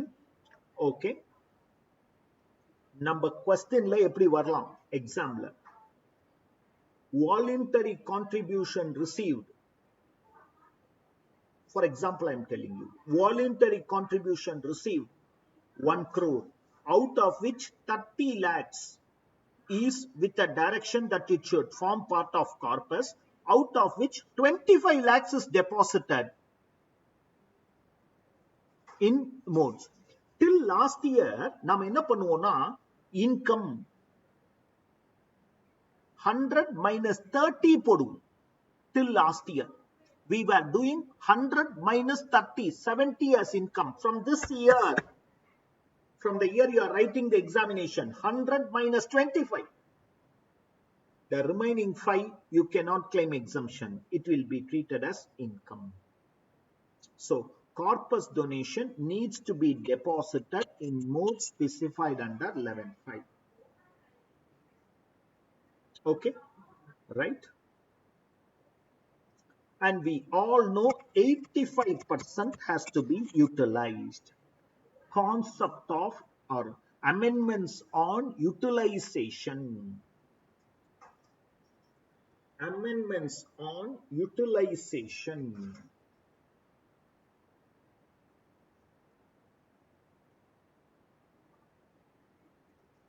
Point number 1. Any expenditure from corpus donation will not be considered as utilization. Any expenditure from corpus fund will not be considered as utilization. No income, no expenditure.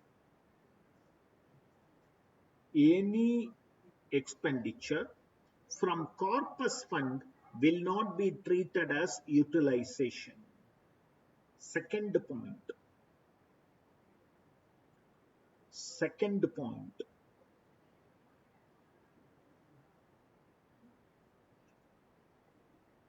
Any expenditure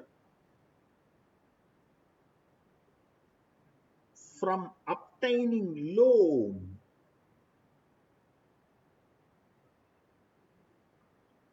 shall not be considered as utilization.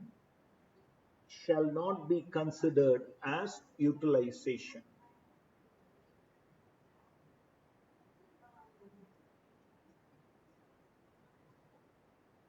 Third major change, my dear friends, major change.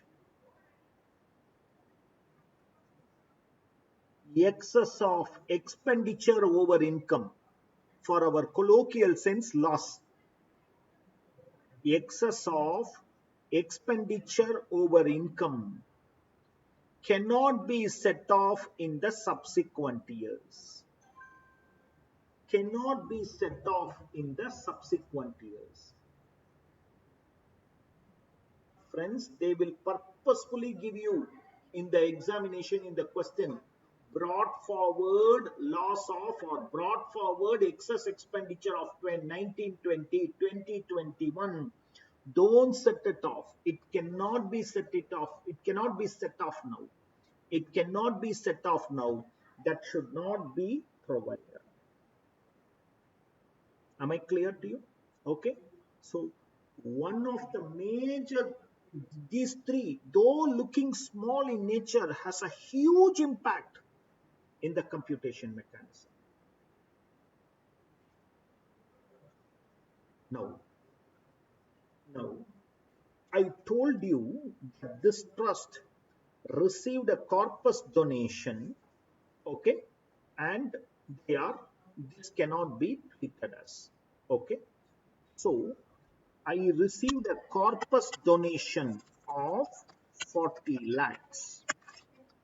I need to invest it in the mode specified under 11.5. I am doing that. Current year, my income is, let us take 1 crore, and my expenditure is 1 crore 10 lakhs. My expenditure is 1 crore 10 lakh. Cash basis of accounting only, majority of these entities follow. When this income is 1 crore, how come expenditure 10 lakhs? That means I have used the corpus donation. Whatever I have kept deposited in bank, usage of corpus donation will not be treated as expenditure. We are clear? Okay, it is not treated as expenditure. But one benefit I give to all these trusts, I understand you have used that money. Later, when you again replenish your corpus account, in the 10 crores, நீங்க எப்ப deposit பண்றீங்களோ, you have used that. So your corpus is down from 40 lakhs to 30 lakhs. Okay. Now, in the next year, I am getting an income of 4 crores. I only spent 3 crores and 10 lakhs I am depositing it in the corpus fund because last year I used this 10 lakhs. This year I am last year I did not allow this as an utilization. This year I will allow it. Okay. Whenever I am using the corpus fund, I will not provide the expenditure because it is not treated as income.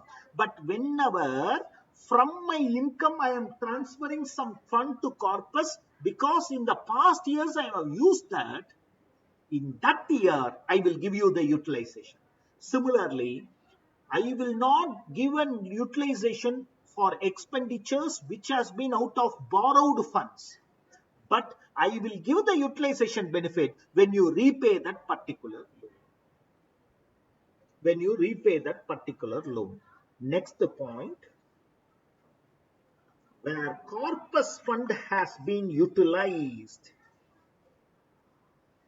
Where corpus fund has been utilized, then in the year in which, then in the year in which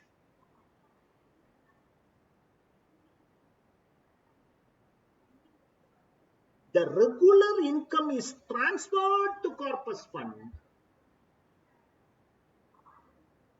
in the year in which the regular income is transferred to corpus fund, utilization can be claimed.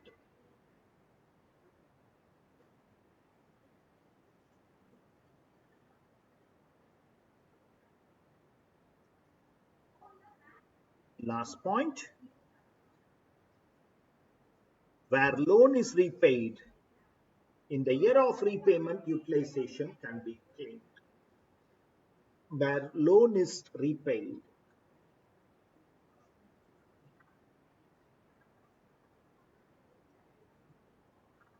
okay, where loan is repaid, in that year, it can be claimed as utilization because you have not claimed the capital expenditure.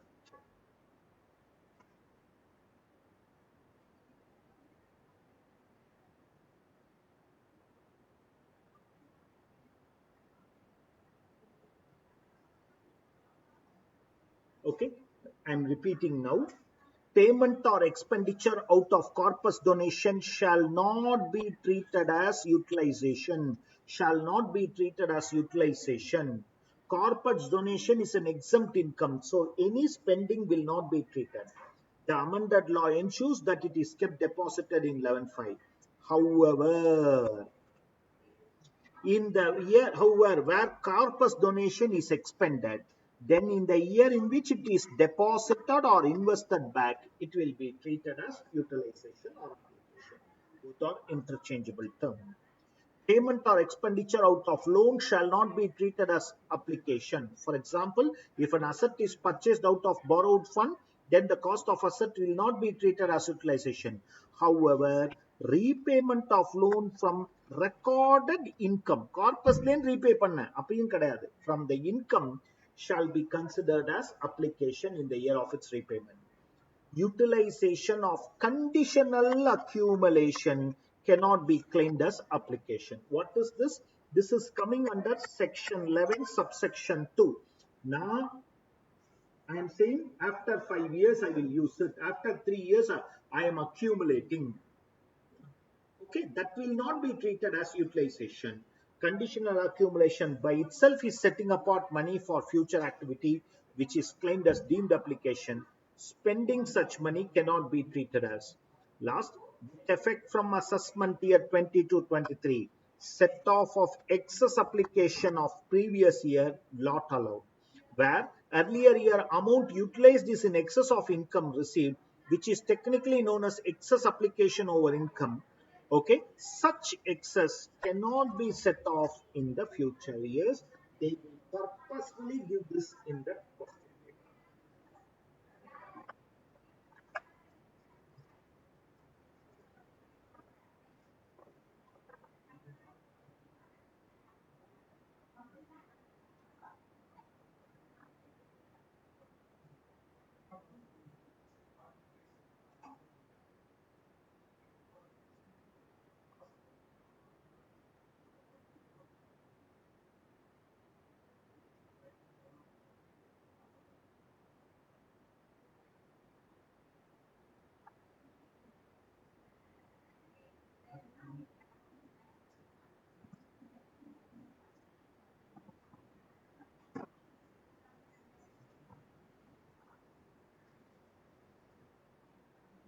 Purida? Okay, are you understanding, my dear friends? Okay, so this is how the utilization is one questionable area. The other questionable area is about the amendment that happened in registration procedures. Is the amendment which happened in registration procedures. Okay, okay. Registration procedures. Amendment in registration procedures. Section 12AB. Section 12AB replaces 12A and 12AA. Section 12AB replaces, yes, I want you to write, 12AB replaces 12A and 12AA. Section 12AB replaces 12A and 12AA. Okay, this section replaces in what context? Point number 2. Trust which are already registered under 12A or 12AA. Trust which are already registered, which we call it as existing trust.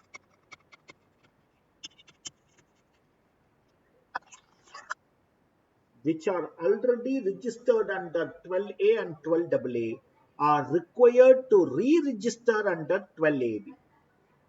Are required to re-register under 12AB.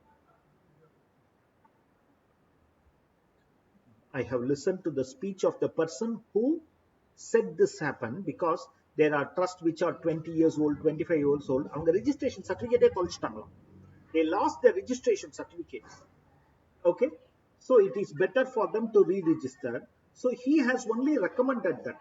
to the government saying bring one provision so that all trust again re-register. Okay, but he has said in his speech, I definitely suggested re-registration, but I never thought they will ask us every 5 years you register. Had I known that, I would not have certificate than okay, right? So existing trusts are also okay. Third point, a registration under 12AB is now valid only for 5 years. You need to re-register now every 5 years. A registration under 12AB is now valid only for 5 years. Fourth, provisional registration has been brought into law. Provisional registration has been brought into law. Provisional registration has been brought into law.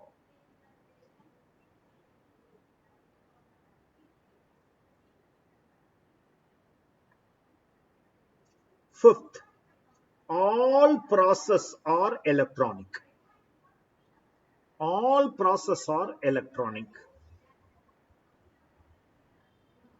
ticket எவ்வளவு ஆகும் பாரு வாங்கி கொடுத்தான்னு சொல்லலாம்.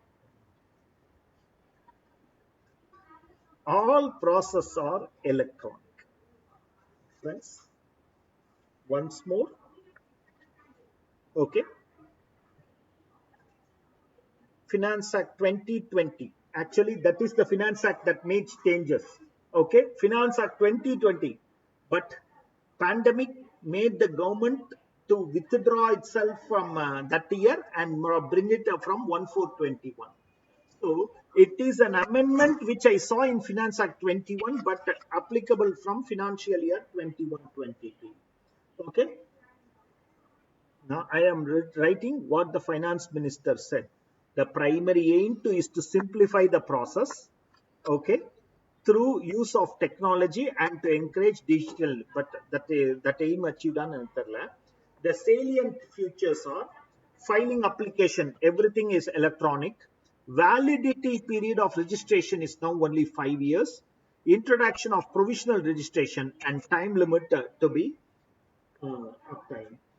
Remember, this will be applicable for all trusts which are falling under the third category of 1023C.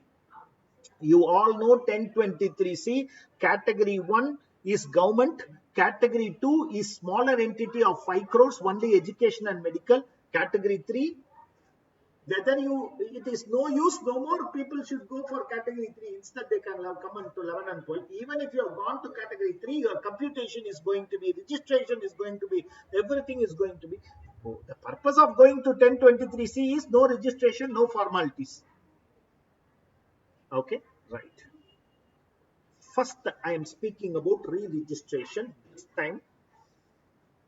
time, ஒரு table மாதிரி prepare பண்ணீங்க, so that what are all the 4 circumstances? Existing entities, new entities, modification of object, and re-registration. That is, re-registration consists of 2 things. Re-registration. 1, an entity which is actively now participating want to re-register. Okay. Second, an entity which is not dynamic now want to come back live. Both are re-registration. Okay. Okay. Repairs, renewals, we all see is a small difference. Repairs is for the existing property, you make small modification. Renewal is அந்த ரூமையே இடிச்சிட்டு புதுசா room கட்டணும். Okay. So அந்த style. Okay. Right. So that you need not write again and again. Okay. These are all the points. Okay. In the margin column, if you have a notebook, in the margin column or little extra, nature of trust. Nature of trust.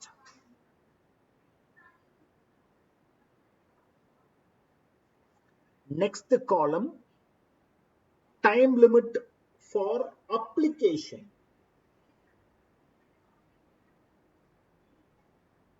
Next column, time limit for grant.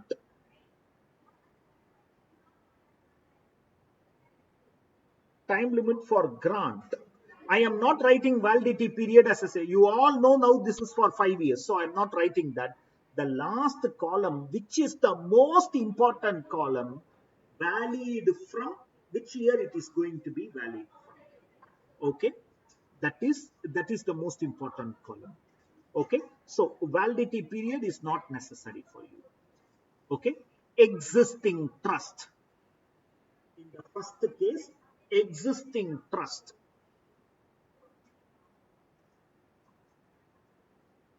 Okay. Of course, this is not a, this second part is not going to be a questionable area for, because they said 3 months, but then got it extended because of the second wave, third wave of COVID. இப்போ முடிஞ்சுட்டு நினைக்கிறேன் டிசம்பரோட ஓவர்ல November December I think so it got over. Okay, யாருமே trust பார்த்தது இல்லையா அவங்க தவிர. Okay, right? So, but as per law, time limit within 3 months, that is before June 30th, 21. In the second, time limit to apply within 3 months. Time limit to apply within 3 months, within bracket, within June 30th, 21. But then it got extended, don't worry.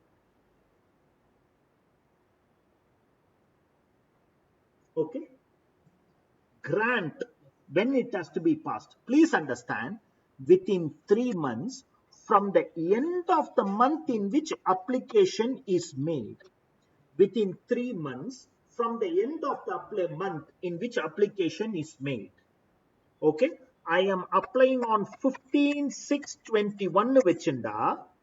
Okay, end of this month is 30/6/21 and 3 months I will get from this. So before September, I should give the approval. I am not talking about validity, though I have written it's 5 years valid, and valid from which year? In the year in which you are originally granted. Under 12A or 12AA, you would have got it. No. Okay, this is just there for ensuring that you get a certificate. Okay, இப்பெல்லாம் unique code அப்படின்னு ஒன்று கொடுக்குறாங்க ட்ரஸ்ட்டுக்கெல்லாம். Okay, it is equal to PAN or Aadhaar. Unique code is given so that the monitoring becomes easier. In the future, they are going to ask everything to be transacted. Okay, for a minute, if I can take you little away for one particular purpose, which is also a sort of an amendment, okay, which you should know. This amendment is there in section 35. Scientific research institutions association where any contribution I can get 100%. 80G where donations I can get some deduction.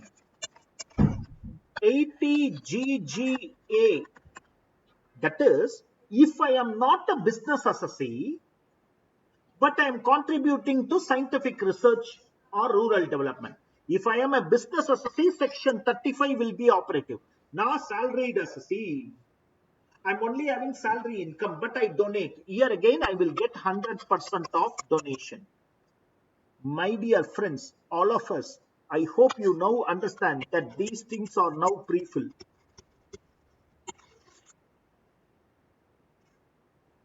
These entities have to file report of associates who have donated. Now you cannot claim it. This comes as a pre-fill option in your income tax return. Of course, they are now allowing small variations, or that pre-fill columns are open for amendments. Okay, but this is a pre-fill option. In the future, this is going to be completely pre-fill. Adnalda, they are given a separate something like what you call it as a UDN. They are giving separately given for them because they are going to code that and quote your PAN and file their annual return. So automatically in your PAN, your donation will be now reflected. 26 AS Mari, 26 AS you will also know now what is going to be your donation limits. Okay, but why this re-registration is also for that purpose, so that I give them the fresh UDN. Second, new trust.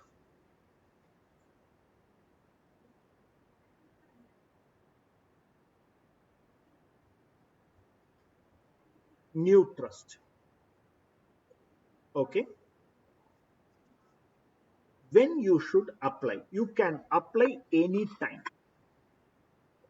நான் 5 வருஷம் கழிச்சு கூட I can go for application. I don't mind. Income tax department, if you want to forego the exemption, you can, they don't mind. But when you want to, okay, I want exemption for assessment year 22-23. I should have applied before Feb 28, 2022. I should have applied before Feb 28, sorry, 2021. My financial year is 21, 22, sorry. Okay. I should have applied before Feb 28, 2022. Okay. Anytime you can apply. Will qualify for exemption in any particular year if application is made at least 1 month before the completion. You should have made the application 1 year, 1 month prior. February 28th. March apply panningna, that year you cannot claim the exemption. Next year onwards you can claim the exemption. Okay. Friends, questionable area for a new trust. Questionable area for a new trust.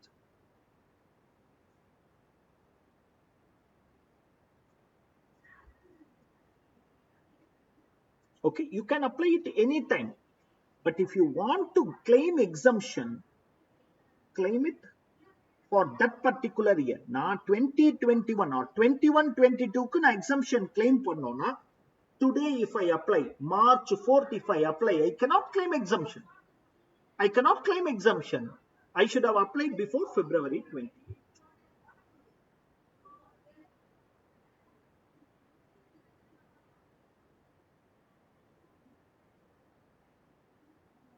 Next, provisional registration, third column. Provisional registration will be granted within 1 month from the end of the month of the application. Provisional registration will be granted within 1 month from the end of the month of application.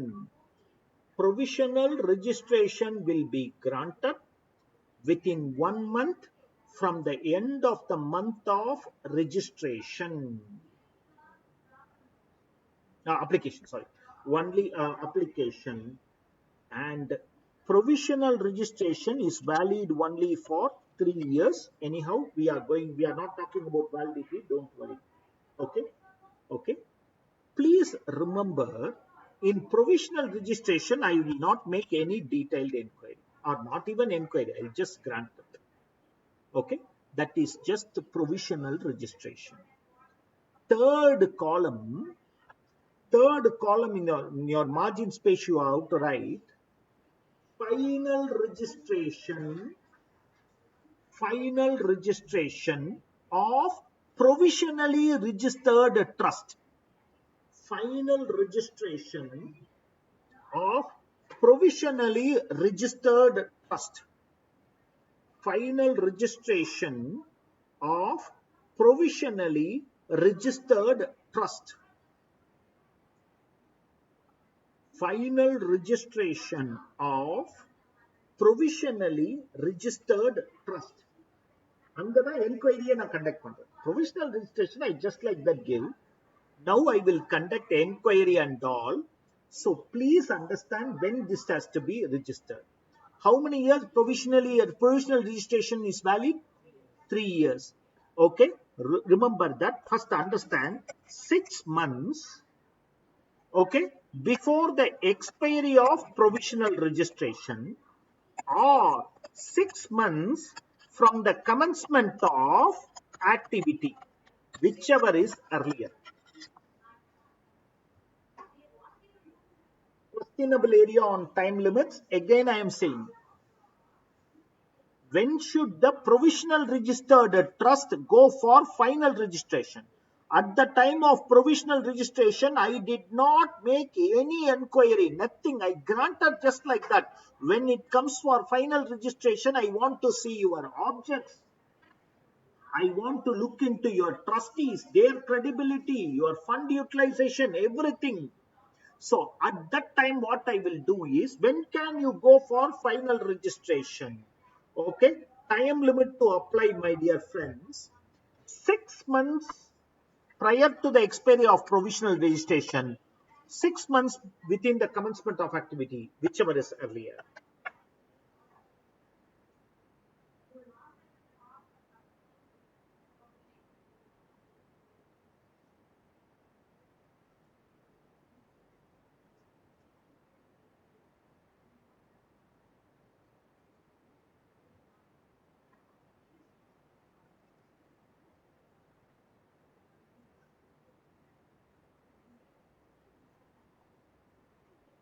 6 months prior to the expiry of registration, provisional registration, or 6 months from the date of commencement of activity. Obviously, this will be sooner.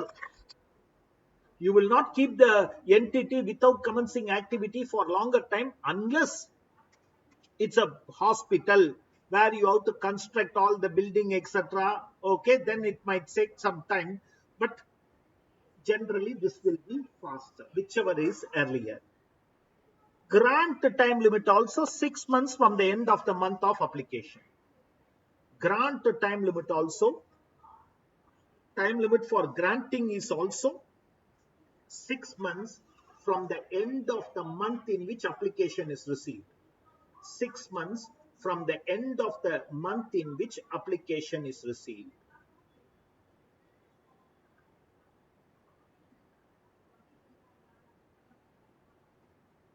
Okay, and the last point is again important. Now first point is சொன்னேன், it is applicable from the year in which you originally got it. Here also I am saying registration is valid from the financial year in which it is provisionally registered, because in the 5-year period compute பண்றதுக்கு it's important. Registration is valid from the year in which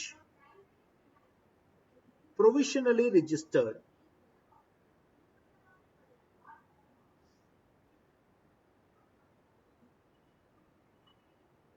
Okay, again questionable area.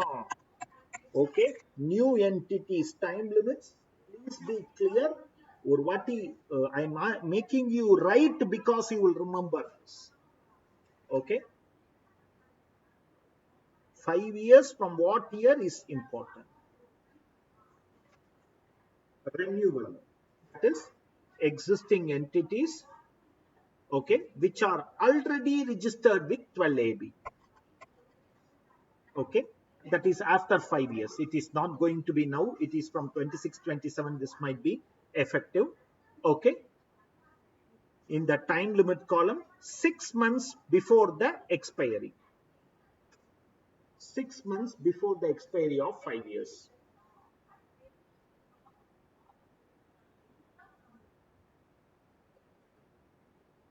Okay, for grant also 6 months from the end of the month in which application is made. 6 months from the end of the month in which application is made. And registration is valid for 5 years again. Okay, now two other things which I told you. One, modification of object. Two, revival of a trust.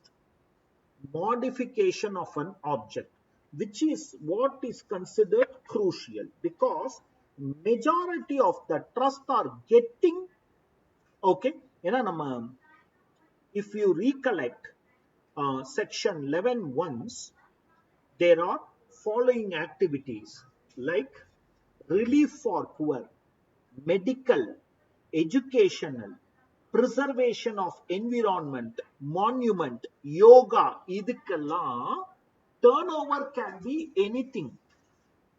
And then comes object of general public utility, where your business turnover cannot exceed 20%. You register yourself as a relief for poor, then you carry out object of general public utility. Or in various manner, they modify the object. Now, modification needs to be registered. Okay? Adoption of a new or modification of the object which do not conform with the registration certificate. In the registration certificate, they are now giving what is your trust falling under. They have some codes. And if you adopt something new, you have to re-register or you have to register. Okay, so modification. Time limit. Please remember 30 within 30 days of modification. End of the month allang kadayadu. Within 30 days, apply. In your trustees meeting, you are having a modification, right? In your trustees meeting, within 30 days, apply.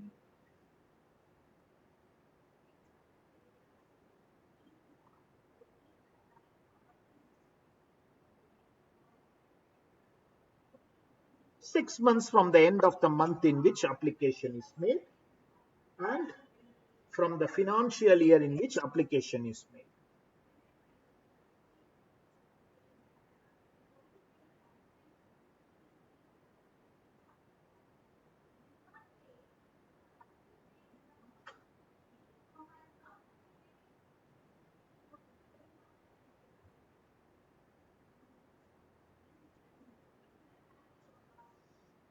Am I clear? Okay. Revival of an inoperative trust. Now you are bringing it back to life. It is like converting a provisional registration to final registration. Adhe procedures thaan. Okay, right? At least 6 months before the commencement of the assessment year from which the said exemption is to be operative. Okay, so na revive pandren. Okay, I am reviving it. For example, in the financial year 21-22, I am reviving it. For it, the assessment year is 22-23, which commences on 1/4/22. 6 months prior to this date, I should have. 6 months prior to this date, I should have made the application. That is, make the application before 39/21. Okay. Otherwise, in the next year only you can start getting it. Okay. At least, so in the time limit, in the revival time limit, 6 months prior to the commencement of assessment year.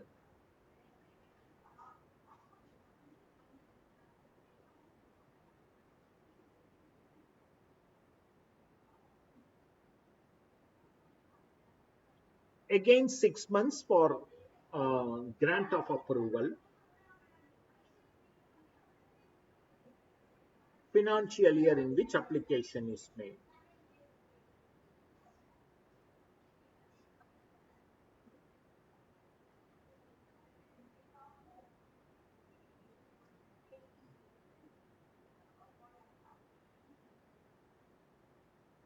Am I clear? Please look through the time limit before going into the examination. Okay, in that 1.5 days of pre-exam holiday to between two exams, this is one of the things which you have to write and see once. This is one of the things which you should write and see once. Okay, the chances of questions are bright. Okay, right, coming back. Okay, so now about the procedure for granting registration. அப்படி application கொடுத்தா register பண்ணிடுவாங்களா? No. Provisional registration will be granted without any detailed inquiry. At the time of presenting the final registration, the CIT or PCIT shall get himself satisfied about the genuineness of activities and compliance with other laws. That is, if you have made an error in some other law, I mean, if you are prosecuted in some other law, okay, நான் ஏற்கனவே உங்கள்கிட்ட சொல்லியிருக்கேன், some other law has taken an action against you for violation. You have not gone on an appeal. அப்படின்னா you have accepted the violation. If you have gone on an appeal, then you have not yet violated. Till the appeal judgment comes, if it favors you, then you have not violated. If it favors the other authority, then you have violated. But they have taken action against you on which you have not gone on an appeal. That means you have accepted. So that means your complaints with other law is a matter. Okay, so principal commissioner shall get himself clarified about the genuineness of activities and complaints with the other law. For this purpose, the commissioner shall call for such records and documents, and as he get information as he may need it. Where he is not satisfied, okay, then he shall pass an order in writing rejecting the application. However, principle of natural justice, that you will get an opportunity to be heard. Okay, right? These things, when I give the material, you can read it. That's more than sufficient. Cancellation of registration, where a trust or institution registered, but subsequently if the commissioner or principal commissioner is satisfied that they are not carried on in a genuine way or not carried on with the object of the trust, then he can pass an order cancelling. Again, principle of natural justice, you cannot pass. Where a trust or institution is granted registration but it is identified that it is more of a private trust than of a public trust, okay, and that it is giving benefit to a particular religion or caste, that it is only done for the trustees, it is investing in prohibited modes other than 11.5 and does not comply with any other law also, he can cancel. These are there in the old law, now brought into again in 20.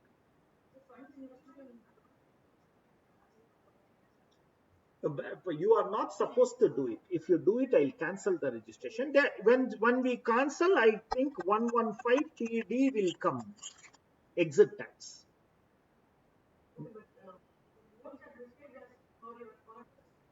The modes are prescribed because of the safety.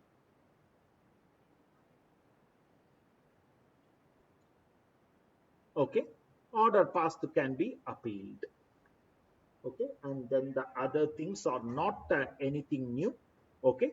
Please understand, 8 marks from trust is going to come, both the income provision and the registration provision. Okay, 115 TD, that is exit tax, is going to be that. No, I'm not ruling out. In revision class I will do exit tax also, but amongst these two, this is going to be common. As I told you, in revision class I am not going to teach this, but I will do questions in this and tell you. Unless we are clear with the amendments, revision class, it will be little difficult to catch up. Okay, with this we end the trust amendments. We will take a break and come back. Friends, the next area of amendments is about the administrative provisions. I start with filing of return, major amendment for all practical people.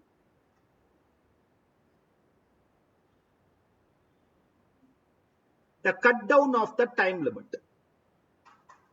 The biggest amendment is the cut down of the time limit.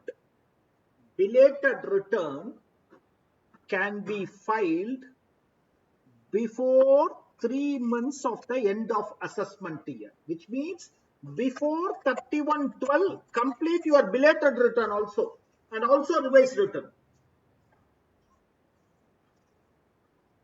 So imagine a TP case. My due date of filing is 30/11, and if they want to revise, they are do a belated return 31/12. Okay, which is a practically one of the stunning cut down on time limit is the return filing being shortened, or belated return and revised return time limit being now shorter. Shall I tell you a consequential amendment? Because of this provision, one other provision got. Always, what is a consequential amendment? You need not remember this, but generally, in the classroom, I used to speak about section 155 as consequential rectification. 154 ஒரு order rectify பண்ணா, if I rectify an order under section 154, consequently another order has to be rectified. If I rectify the order of the firm, consequently the order of the partner also needs to be rectified.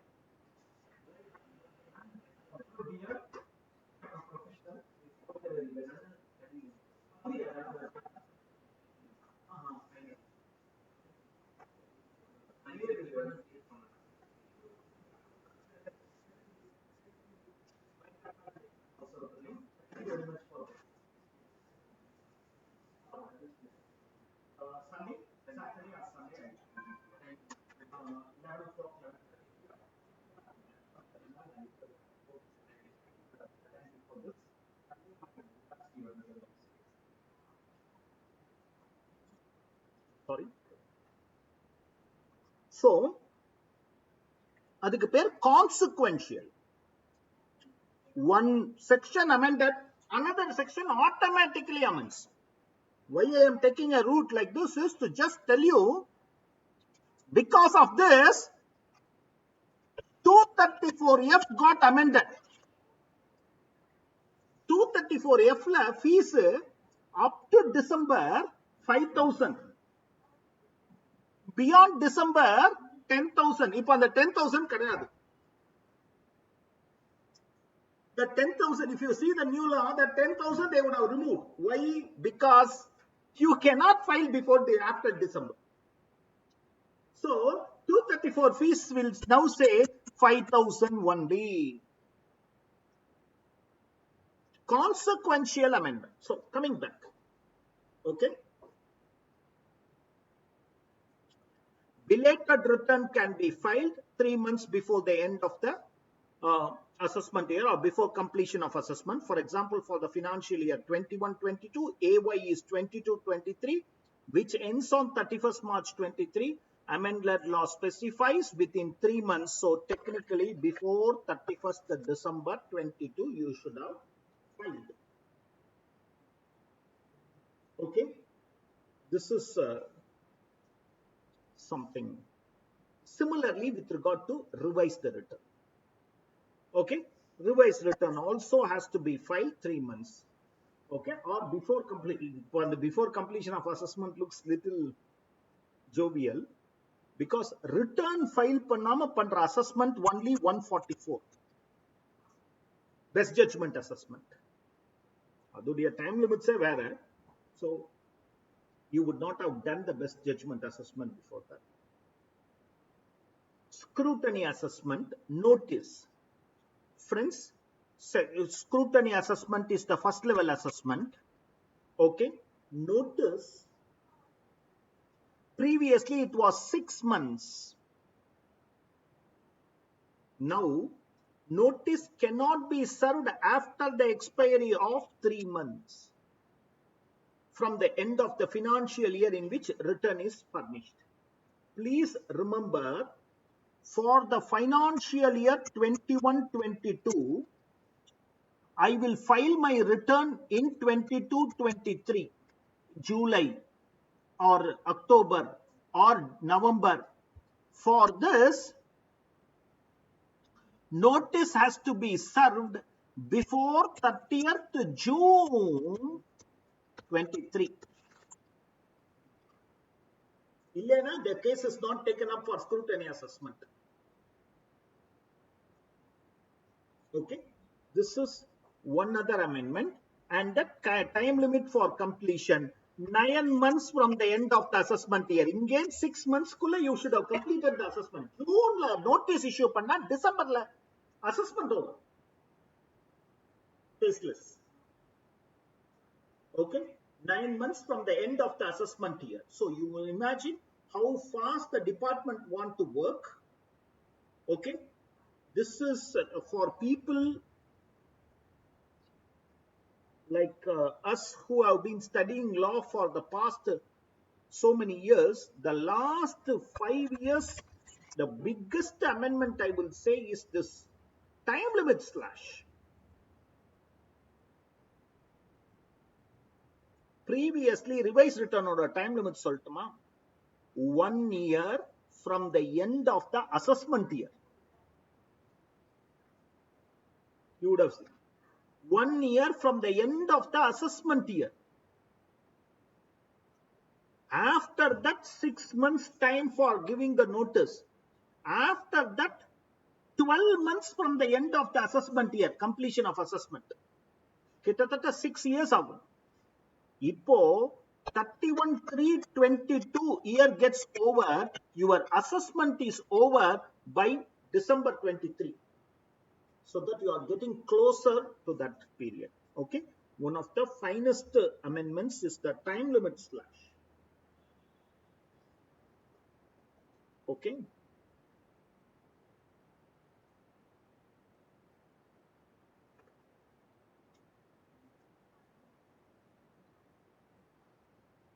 now for something which is again a largest questionable area, going to be the biggest questionable area for next few attempts. Okay, is section 147.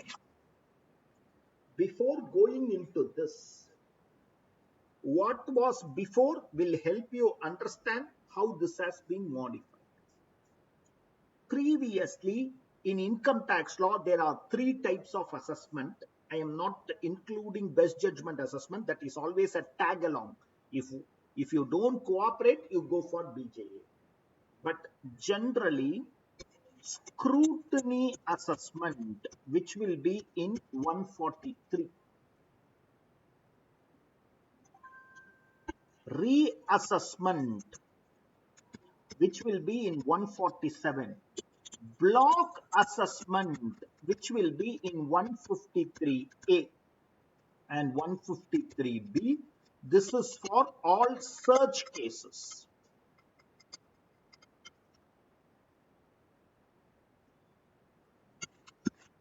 Gone. Gone na search cases assess panna podhula. I have clubbed it here. Now there are only 2 types of assessment.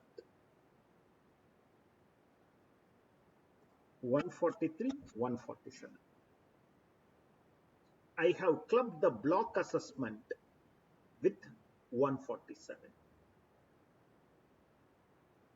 So that one procedure itself went away and merged with another procedure. There is nothing called block assessment. What is 147? Idudiya, before even going into, let me tell you the wordings. Assess or reassess income escaping assessment. Assess, sir, first time I have not done 143, sir. Somehow it missed. I thought his return is correct. Now I find that in his return of income, he has not properly disclosed the full income. Now I have information which tells me what is his income. I need to assess. Sir, I completed this assessee's assessment under 143. Now I get information that this assessee's income has escaped the assessment. Even during assessment, I failed to notice that. Reassess. Assess first time. Reassess. Already assessment completed. Again, I want to take up that case. Assess or reassess income escaping assessment. Income that has escaped assessment.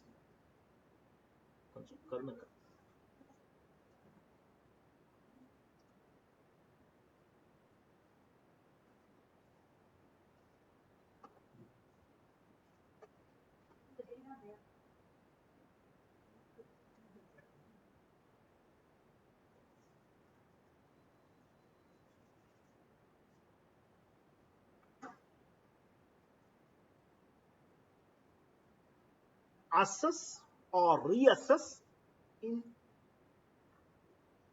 assess or reassess income escaping assessment. The income has escaped assessment. Now I want to assess. First time I have not done it. Or reassess. First time I have done it. First time I have done it. Now I want to redo it. Assess or reassess income which has escaped assessment. How to go about this entire scenario? Okay.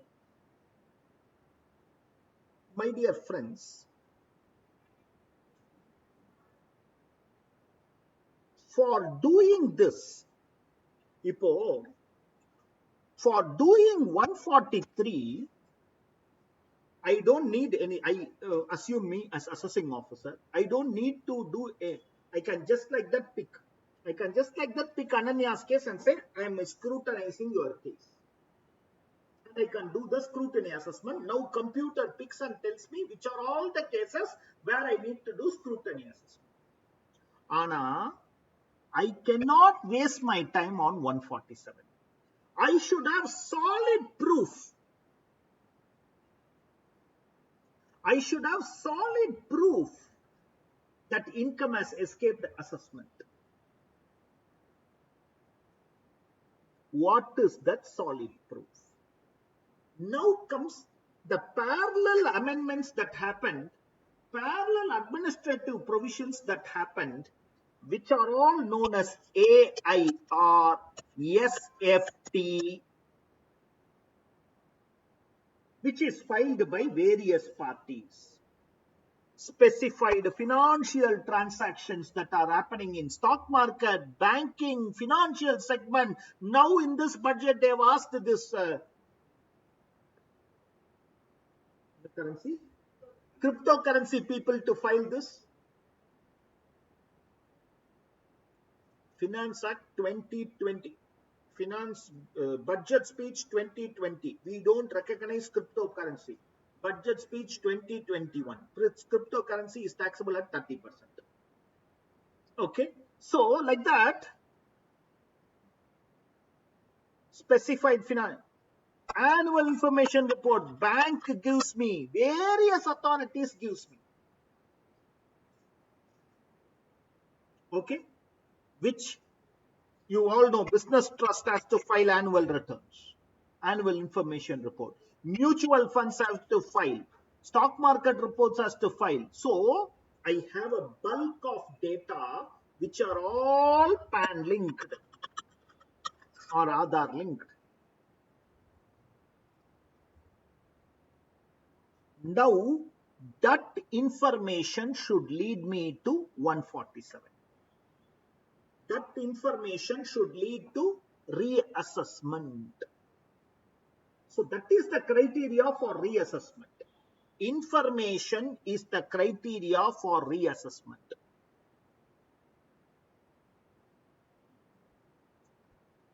And that information should be shared with the assessee. Now the law is not saying transparency. Share the information with the assessee and say, boss, tell me why I should not take your case for reassessment. Louder. Show cause notice. Reassessment it's not unilateral, it's bilateral. I will give you an opportunity to say why I should not take your case for reassessment, because I have some information, and that information, I don't know how many of you are seeing your 26 AS, I mean, people's 26 AS. Huh? AIS. And okay, so you have everything there. To who you donated, what is your transaction, etc. I've always held that for the past 3 years, if you want to know your bank balance, don't call bank, call income tax department. They'll tell you your bank balance much better. Okay, so everything is there. Using that only they are going to. So transparent. It is also with you. So information will be shared and asked why I should not issue. In the Finance Act 22, the time limit, they have opened it for 3 years. Information based, you want to revise your return, I'll give you 3 years time. Why I'll tell you now. Okay. Okay. So coming back. So they are now having all information which will be shared with you and show cause notice issue. Ella kesuma? No, not for the search cases. Search information based now. For that, I need not issue show cause notice. I need to audit.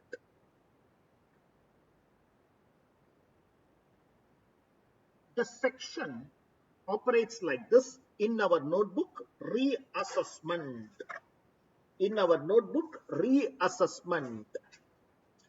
Though it is known as reassessment section. Reassessment. Okay. Section 147.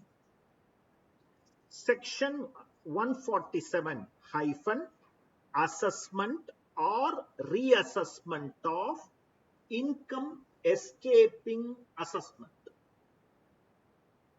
Assess/reassess income escaping assessment.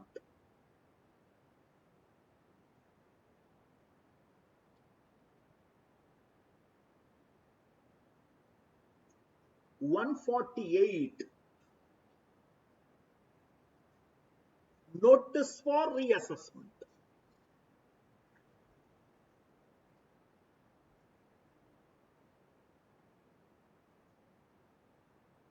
(148A)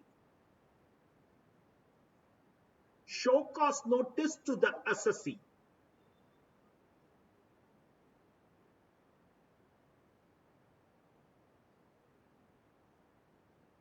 (149) Time limit for completion, time limit for reopening.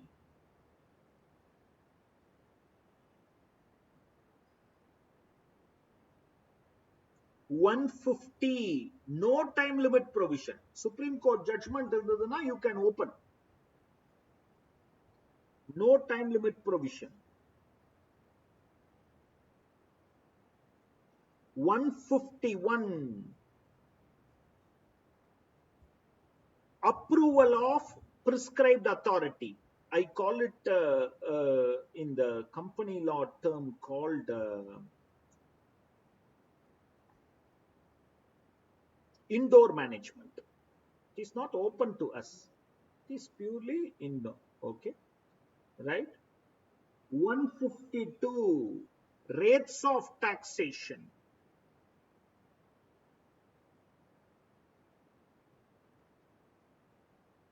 153 Time limit for completion of assessment.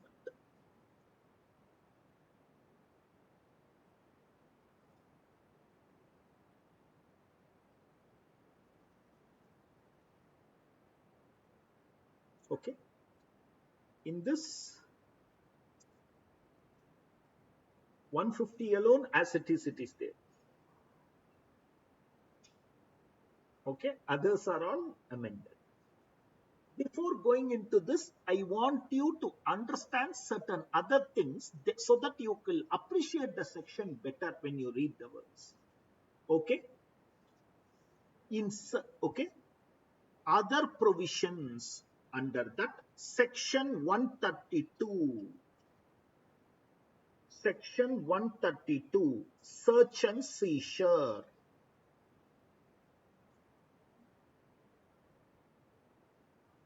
These are not amendments, but you will be able to appreciate.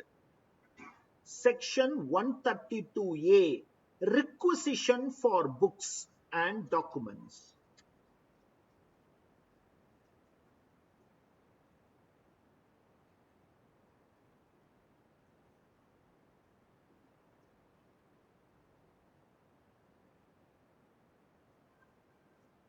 Section 132A, requisition of books and documents.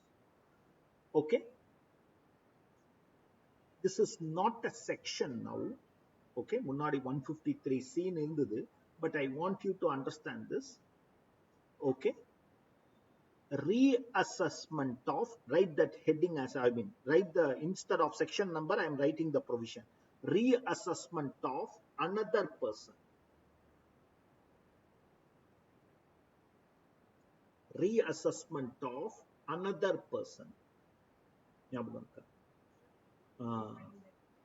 I went on a search, or what is requisition of books is?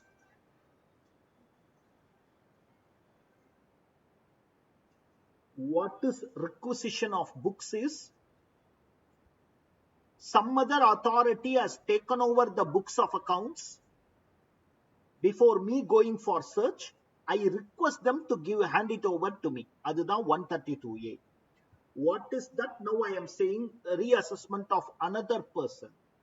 I went on a search and seizure.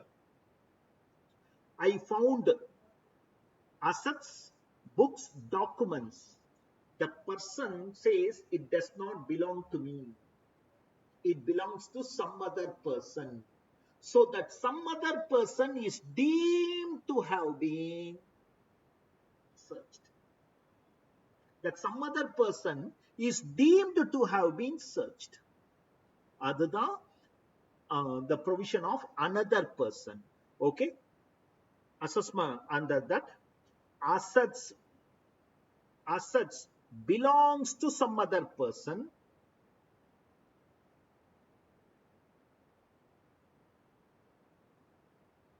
Books of accounts and documents pertains to some other person.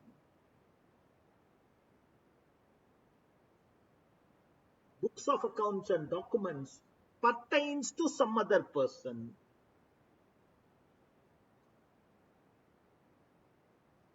Information relates to some other person.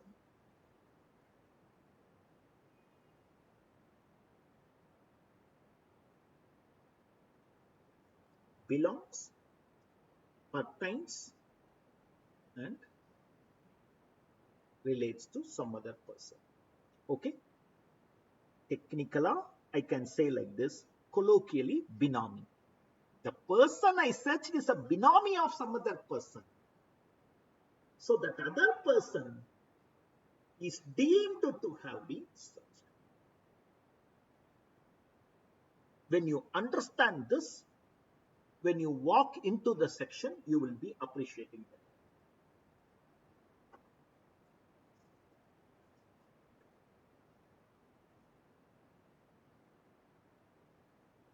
This chart also, remember, the highest authority is PCIT and PDGIT, the affiliate authorities.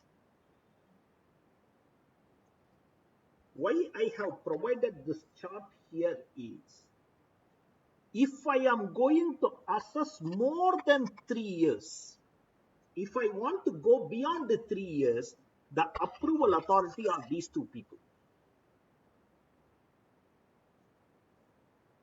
If I have to go beyond the 3 years, we'll see that, don't worry. The approval authority is PCIT, PDGIT. Up to 3 years, I can get the approval of these people. Okay. These being the AOs, AOs has to get the approval. Whatever I have marked in maroon are the AOs has to get the approval. Because I told you 151 la எழுதிருக்கீங்க approval, doctrine of indoor management. Approval, யாரோட approval? If it is up to 3 years, majority of the time இவங்க. If it is beyond 3 years, because I have some criteria like income should escape 50 lakhs, more than 50 lakhs, இதை verify பண்ணும். Nobody's time should be wasted. Okay, the department wanted, so it goes to the approval of the topmost authorities. Okay, okay, in your material you will get this also, this chart also. Now, reassessment. The law is amended with effect from Finance Act 2122 for early completion. Information is collected in Section 285BA, Statement of Financial Transactions, or AIRs, whatever it is. Department uses this information to verify the information declared by the taxpayer in the return and to detect non-filers or those who have not disclosed the correct amount of total income. Okay, right? Therefore, assessment, reassessment, recomputation of it to a large extent is information driven. And this information is also available with the assessee. There is no more search and seizure, separate assessment. Now this block assessment is gone. It is merged with reassessment. Okay. I am reading the first provision. First provision has 2 parts.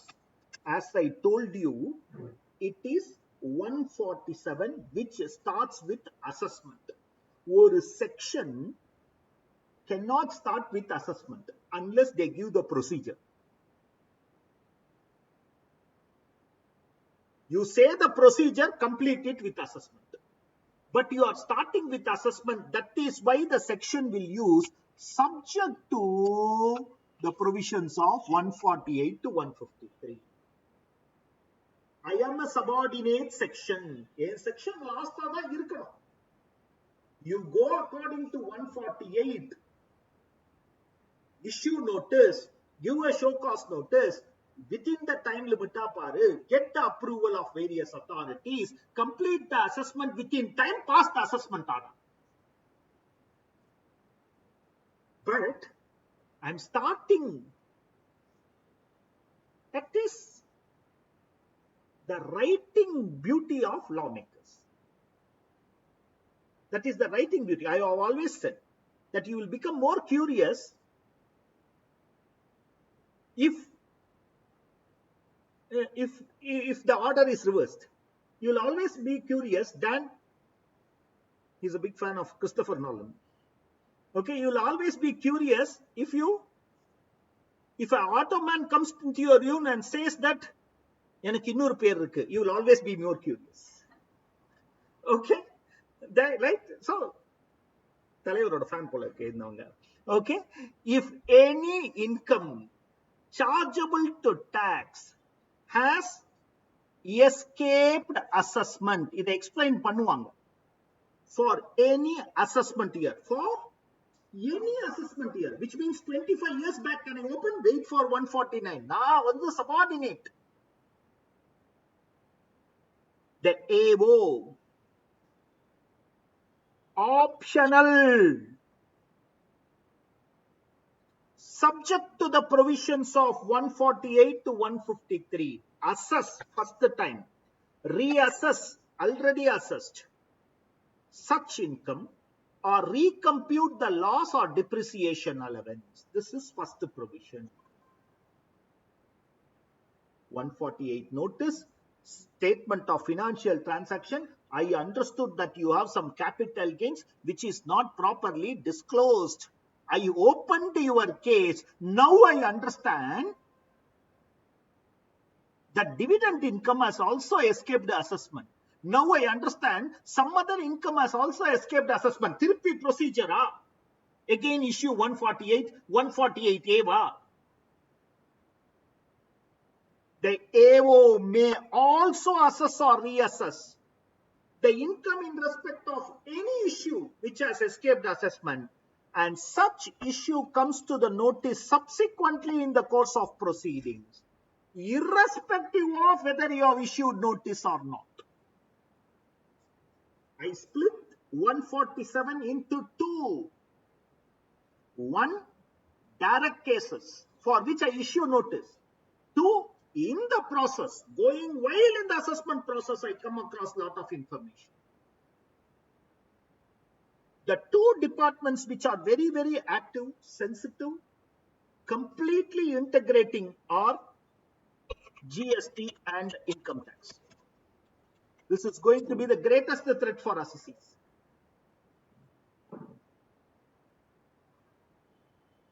This is going to be the greatest threat. GST and income tax integration which is now very much possible in terms of input credit, output credit, everything is going to be a full-length information for us. Coming back. So, this is part one. I have divided it. Law படிச்சீங்கன்னா ஒரே paragraph இருக்கும். I am dividing it into two. One for which you should issue notice. You should carry out the procedure. For another thing, I never said no reasonable reason. I mean, no principle of natural justice. That you will give. Anyhow, the assessment is now open. I have come across. Don't ask me to come from the first. Okay? I can do away with the notices. In the 148 is notice. 148A is show cause notice. This is first to be issued. After that, this needs to be issued. Apana yes sir, section le eppadi vandirukku because old section is so. 147, 140. Previously, there was no show cause notice till 2021. So they incorporated a new section 148A. Okay. But in our reading, we will go as per 148A first and then go for 148. Conducting enquiry and providing opportunity by issue of a notice. Remember, by providing that opportunity, the case might even get dropped. Previously, that was not possible. Yen drop agum. I am accounting on cash basis. The other person is accounting on mercantile basis. All of us, we professionals, face this problem. Our 26 AS will never match with our income declaring. All auditors, if you have seen, because your audit entry you are passing on 31st March. For every company you audit, your audit entry, your audit fees entry is on 31st March. So, they will deduct tax in 31st March and pay it, but you will receive it only in the subsequent year. You will account it on cash basis. He will account it on mercantile basis.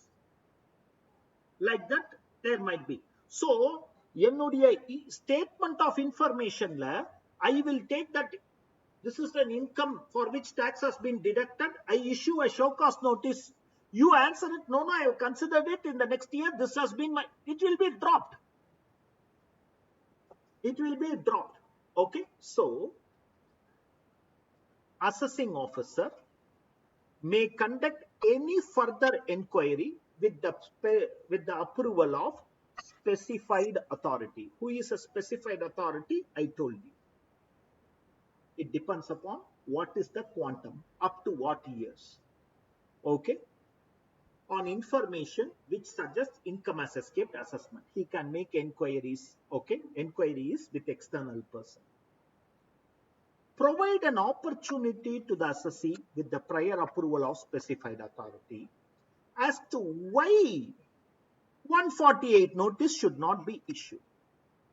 The opportunity itself, now I am not starting my assessment. Assessment starts only with issue of notice. Now I am giving you an opportunity. Why can't I give you 148 notice? Because I have information in my hand. Assessee has a response time. 7 days to 30 days, but it can get extended if sufficient reasons are shown. Okay.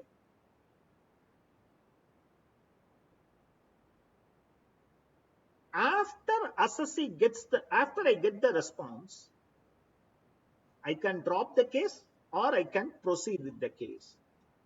On the basis of material available and on the basis of response given by the assessee, AO shall decide by passing an order with the prior approval of specified authority.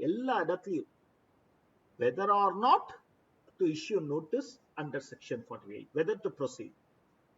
You have all been telling in audit. You have all been telling in our audit, one of the best auditing system is check and balance. Two persons should be involved. That's what income tax department is doing. AO cannot singularly take a judgment because that will be biased either way. So they are bringing another person also to make a judgment. When should be the time limit? Within 1 month from the end of the month in which reply is received from the assessee. And where there is no reply, within 1 month from the end of the month in which time limit for reply expires. Time limit is maximum 30 days. Time limit is maximum 30 days. So today, okay, somewhere around 4th of March, okay, you are issuing, 3rd of March, no problem. 4th of March, you are issuing, okay, 148A notice. Minimum 7 days, that is 11th. Maximum 30 days, that is 3rd April. Minimum 7 days, maximum. If there is no reply received, 148 notice has to be issued. Please understand. Please understand. If there is no reply, 1 month from the end of the month. So 30th April is the end of the month. Before 31/5, issue 148. Issue 148. 1 month from the end of the month in which the time limit expires. Suppose assessee gets an extension. No, I'm not well. I need some time, or some reason I'm outside, or due to the pandemic reasons. Assessee replies after getting extension. Okay, let us take assessee replies on 4th June. Okay, where within 1 month from the end of the month in which reply is received. When reply is received on this, 36 year ends, a month end, 31/7 is the date on which I have to issue 148. Please remember, MCQs can be solved. Okay, I'm very optimistic that I'm going to test you on all these areas also by MCQs. Okay, so within 1 month from the end of the month in which reply is received or reply is supposed to have received, the time expires, the assessee has to issue 148 notice. Am I clear to you? Okay, இது ஒரு procedure. ஆனா this whole procedure is not required if it is a search case. அங்க என்ன opportunity கொடுக்குது? I have gone on a raid. I have found with him properties. There is the opportunity now to be given. Okay, right? Mandatory issue of notice, that is directly go to 148. You need not follow 148A in the case of direct search, deemed search. Deemed search is what you have written. Okay, that the information belongs to, pertains to, relates to another person. So, in the case of 132, 132A, I need not follow 148A procedure. Directly 148 notice. Okay, am I clear to you? So, friends, இது வந்து newly introduced section into the law. Till last year, 147 was there. Merging தான் நடந்திருக்கு. But 148A, providing opportunities to the assessee, is newly introduced into the law. Please remember, this is important. I know I'm not making you write this because of time, but I'm explaining you with the belief that if at all you need small notes, you will take, but the material will be sufficient. And whenever possible, I would always tell, in the assessment procedures alone, please listen at once in that 1.5 days. Maximum it will be 4 hours. You know how to listen, in what speed you have to listen. Okay, listen at once so that it is very more clear. Okay, is my opinion. So coming back, so this is a newly introduced section. The possibilities are more. 148A. Sorry, sir.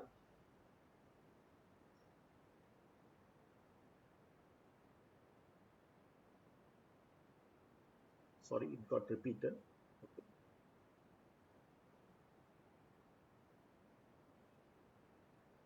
it got repeated.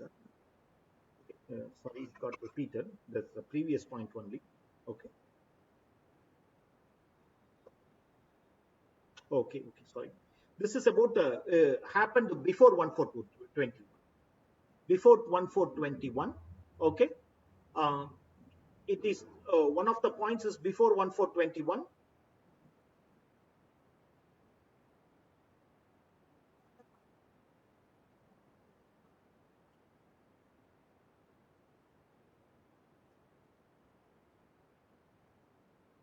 Okay, pertains to, relate to information only. It's again same point. Don't worry about it. Okay, there I only spoke about assets. Here I spoke about books of accounts and documents. In all the above 3 cases, AO need not conduct any inquiry or issue a show cause notice. Directly go for 148. Now going for 148. Before, so this is the starting point. This is for step number 1. It is step number 2. And for search cases, this is step number 1. 147 is the end step. Okay. Before making any assessment, reassessment, recomputation, AO has to serve on the assessee. Assessee should receive it. Remember. Okay. A notice requiring him to furnish within such period as may be prescribed in the notice a return of his income or income of any other person, representative assessees and the clubbings, etc. Okay, for the relevant assessment here. Please understand, first I will issue a notice for filing of ROI, and the only reply you can give for this is filed ROI. You have the only response to the notice can be favorable. What they have asked it, filed ROI. Return has to be in the prescribed form and verified in the prescribed manner. The provisions of the Act will apply as if the return is furnished under section 139. Okay, the notice should be accompanied by a copy of order deciding that it is a fit case for 148. The notice will also say why I took a decision to open up your case, to reassess your case, or to assess your case. Okay, so please understand, information with the assessing officer which suggests that income chargeable to the assay, in the case of the assay for the relevant assessment here, assessing officer has obtained the prescribed authority, specified authority. I told you, I'll come to who is specified authority, but I have told you this. What sort of information? What is that information? நம்ம இப்பெல்லாம் பார்த்தோம்னா risk management strategy அப்படின்னு ஒன்று இருக்கு, which flags off to the assessing officer. நம்ம why 194N came? Lot of cash transaction. Why 133 surveys take place? The பெரிய function எல்லாம் people are there. Why all these things? To flag off information. There is a risk, somebody is huge spending, etc. So risk management strategy or C&AG audit, they point out an issue. In those two cases, that is information. Any information flagged off in the case of the assessee for the relevant assessment year or C&AG audit. Okay.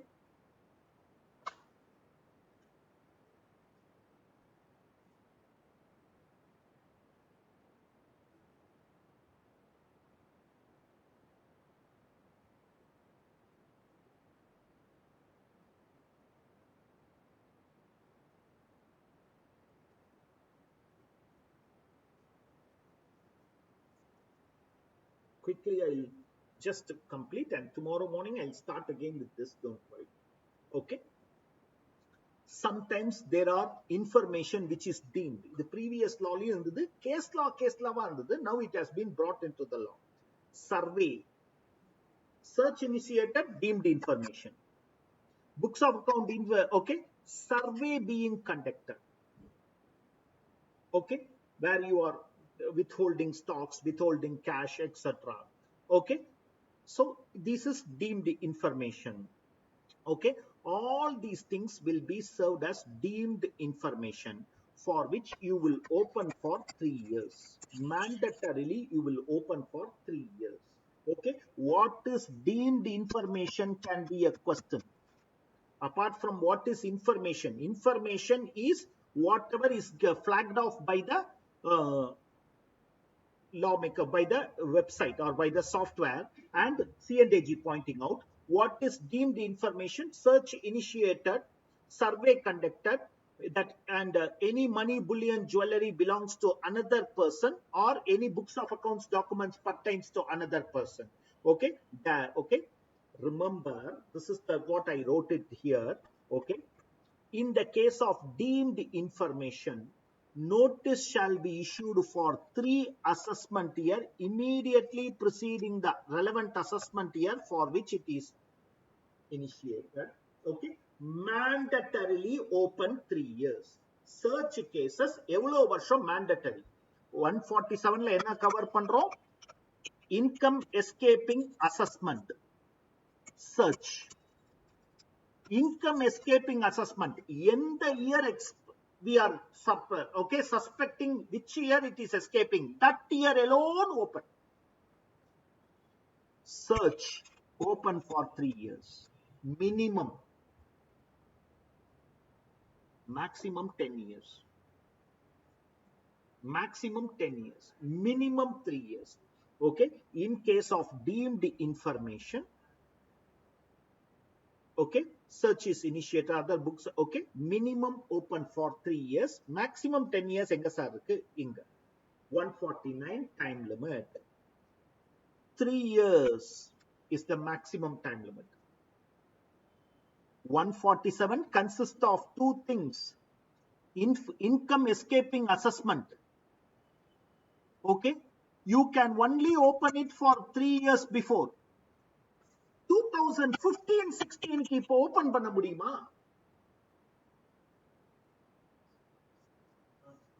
சர்ச்னா open பண்ண முடியும். Income escaping assessment, no search conducted. Income escaping assessment, I cannot. Searchனா அதுவும் ஒரு limitation இருக்கு. Directly not a, where AO is in possession of books of accounts or other documents reveal that income chargeable to tax represented in the form of asset which has escaped or likely to escape 50 lakhs, then beyond 3 years up to 10 years. Less than 50 lakhs, now you cannot go beyond 3 years. more than 50 lakhs, you can go beyond 3 years. Okay? Ingada, I told you. In the who is a specified, because so many spaces you are seeing specified authority. Who is that? In case of 3 years, commissioner, principal director, principal commissioner. But in the case of more than 3 years, only the topmost persons can be the authorized. Okay, only the top authority can be the authorized authorities. Okay, right? We will continue this tomorrow morning again. Okay, I want to complete it tomorrow. I'm working out in such a manner that we will be able to complete it tomorrow. If at all there are any small areas, if there is a large area, definitely we'll go for day after. If at all there is any small areas, that we will see it in the revision during the revision sessions. Okay. Otherwise, hopefully by God's grace, with all your support, we will be completing the amendment lectures tomorrow. Okay, because of continuous amendment preparation, because I am reading it through again so that I can try to explain it in the simpler manner. Because of that sharing is not yet happening, but all materials, all workings and everything will be shared with you before. If we are ending tomorrow, before tomorrow night, everything would have been shared with you. Okay, meet you again tomorrow morning. All the best, Mike.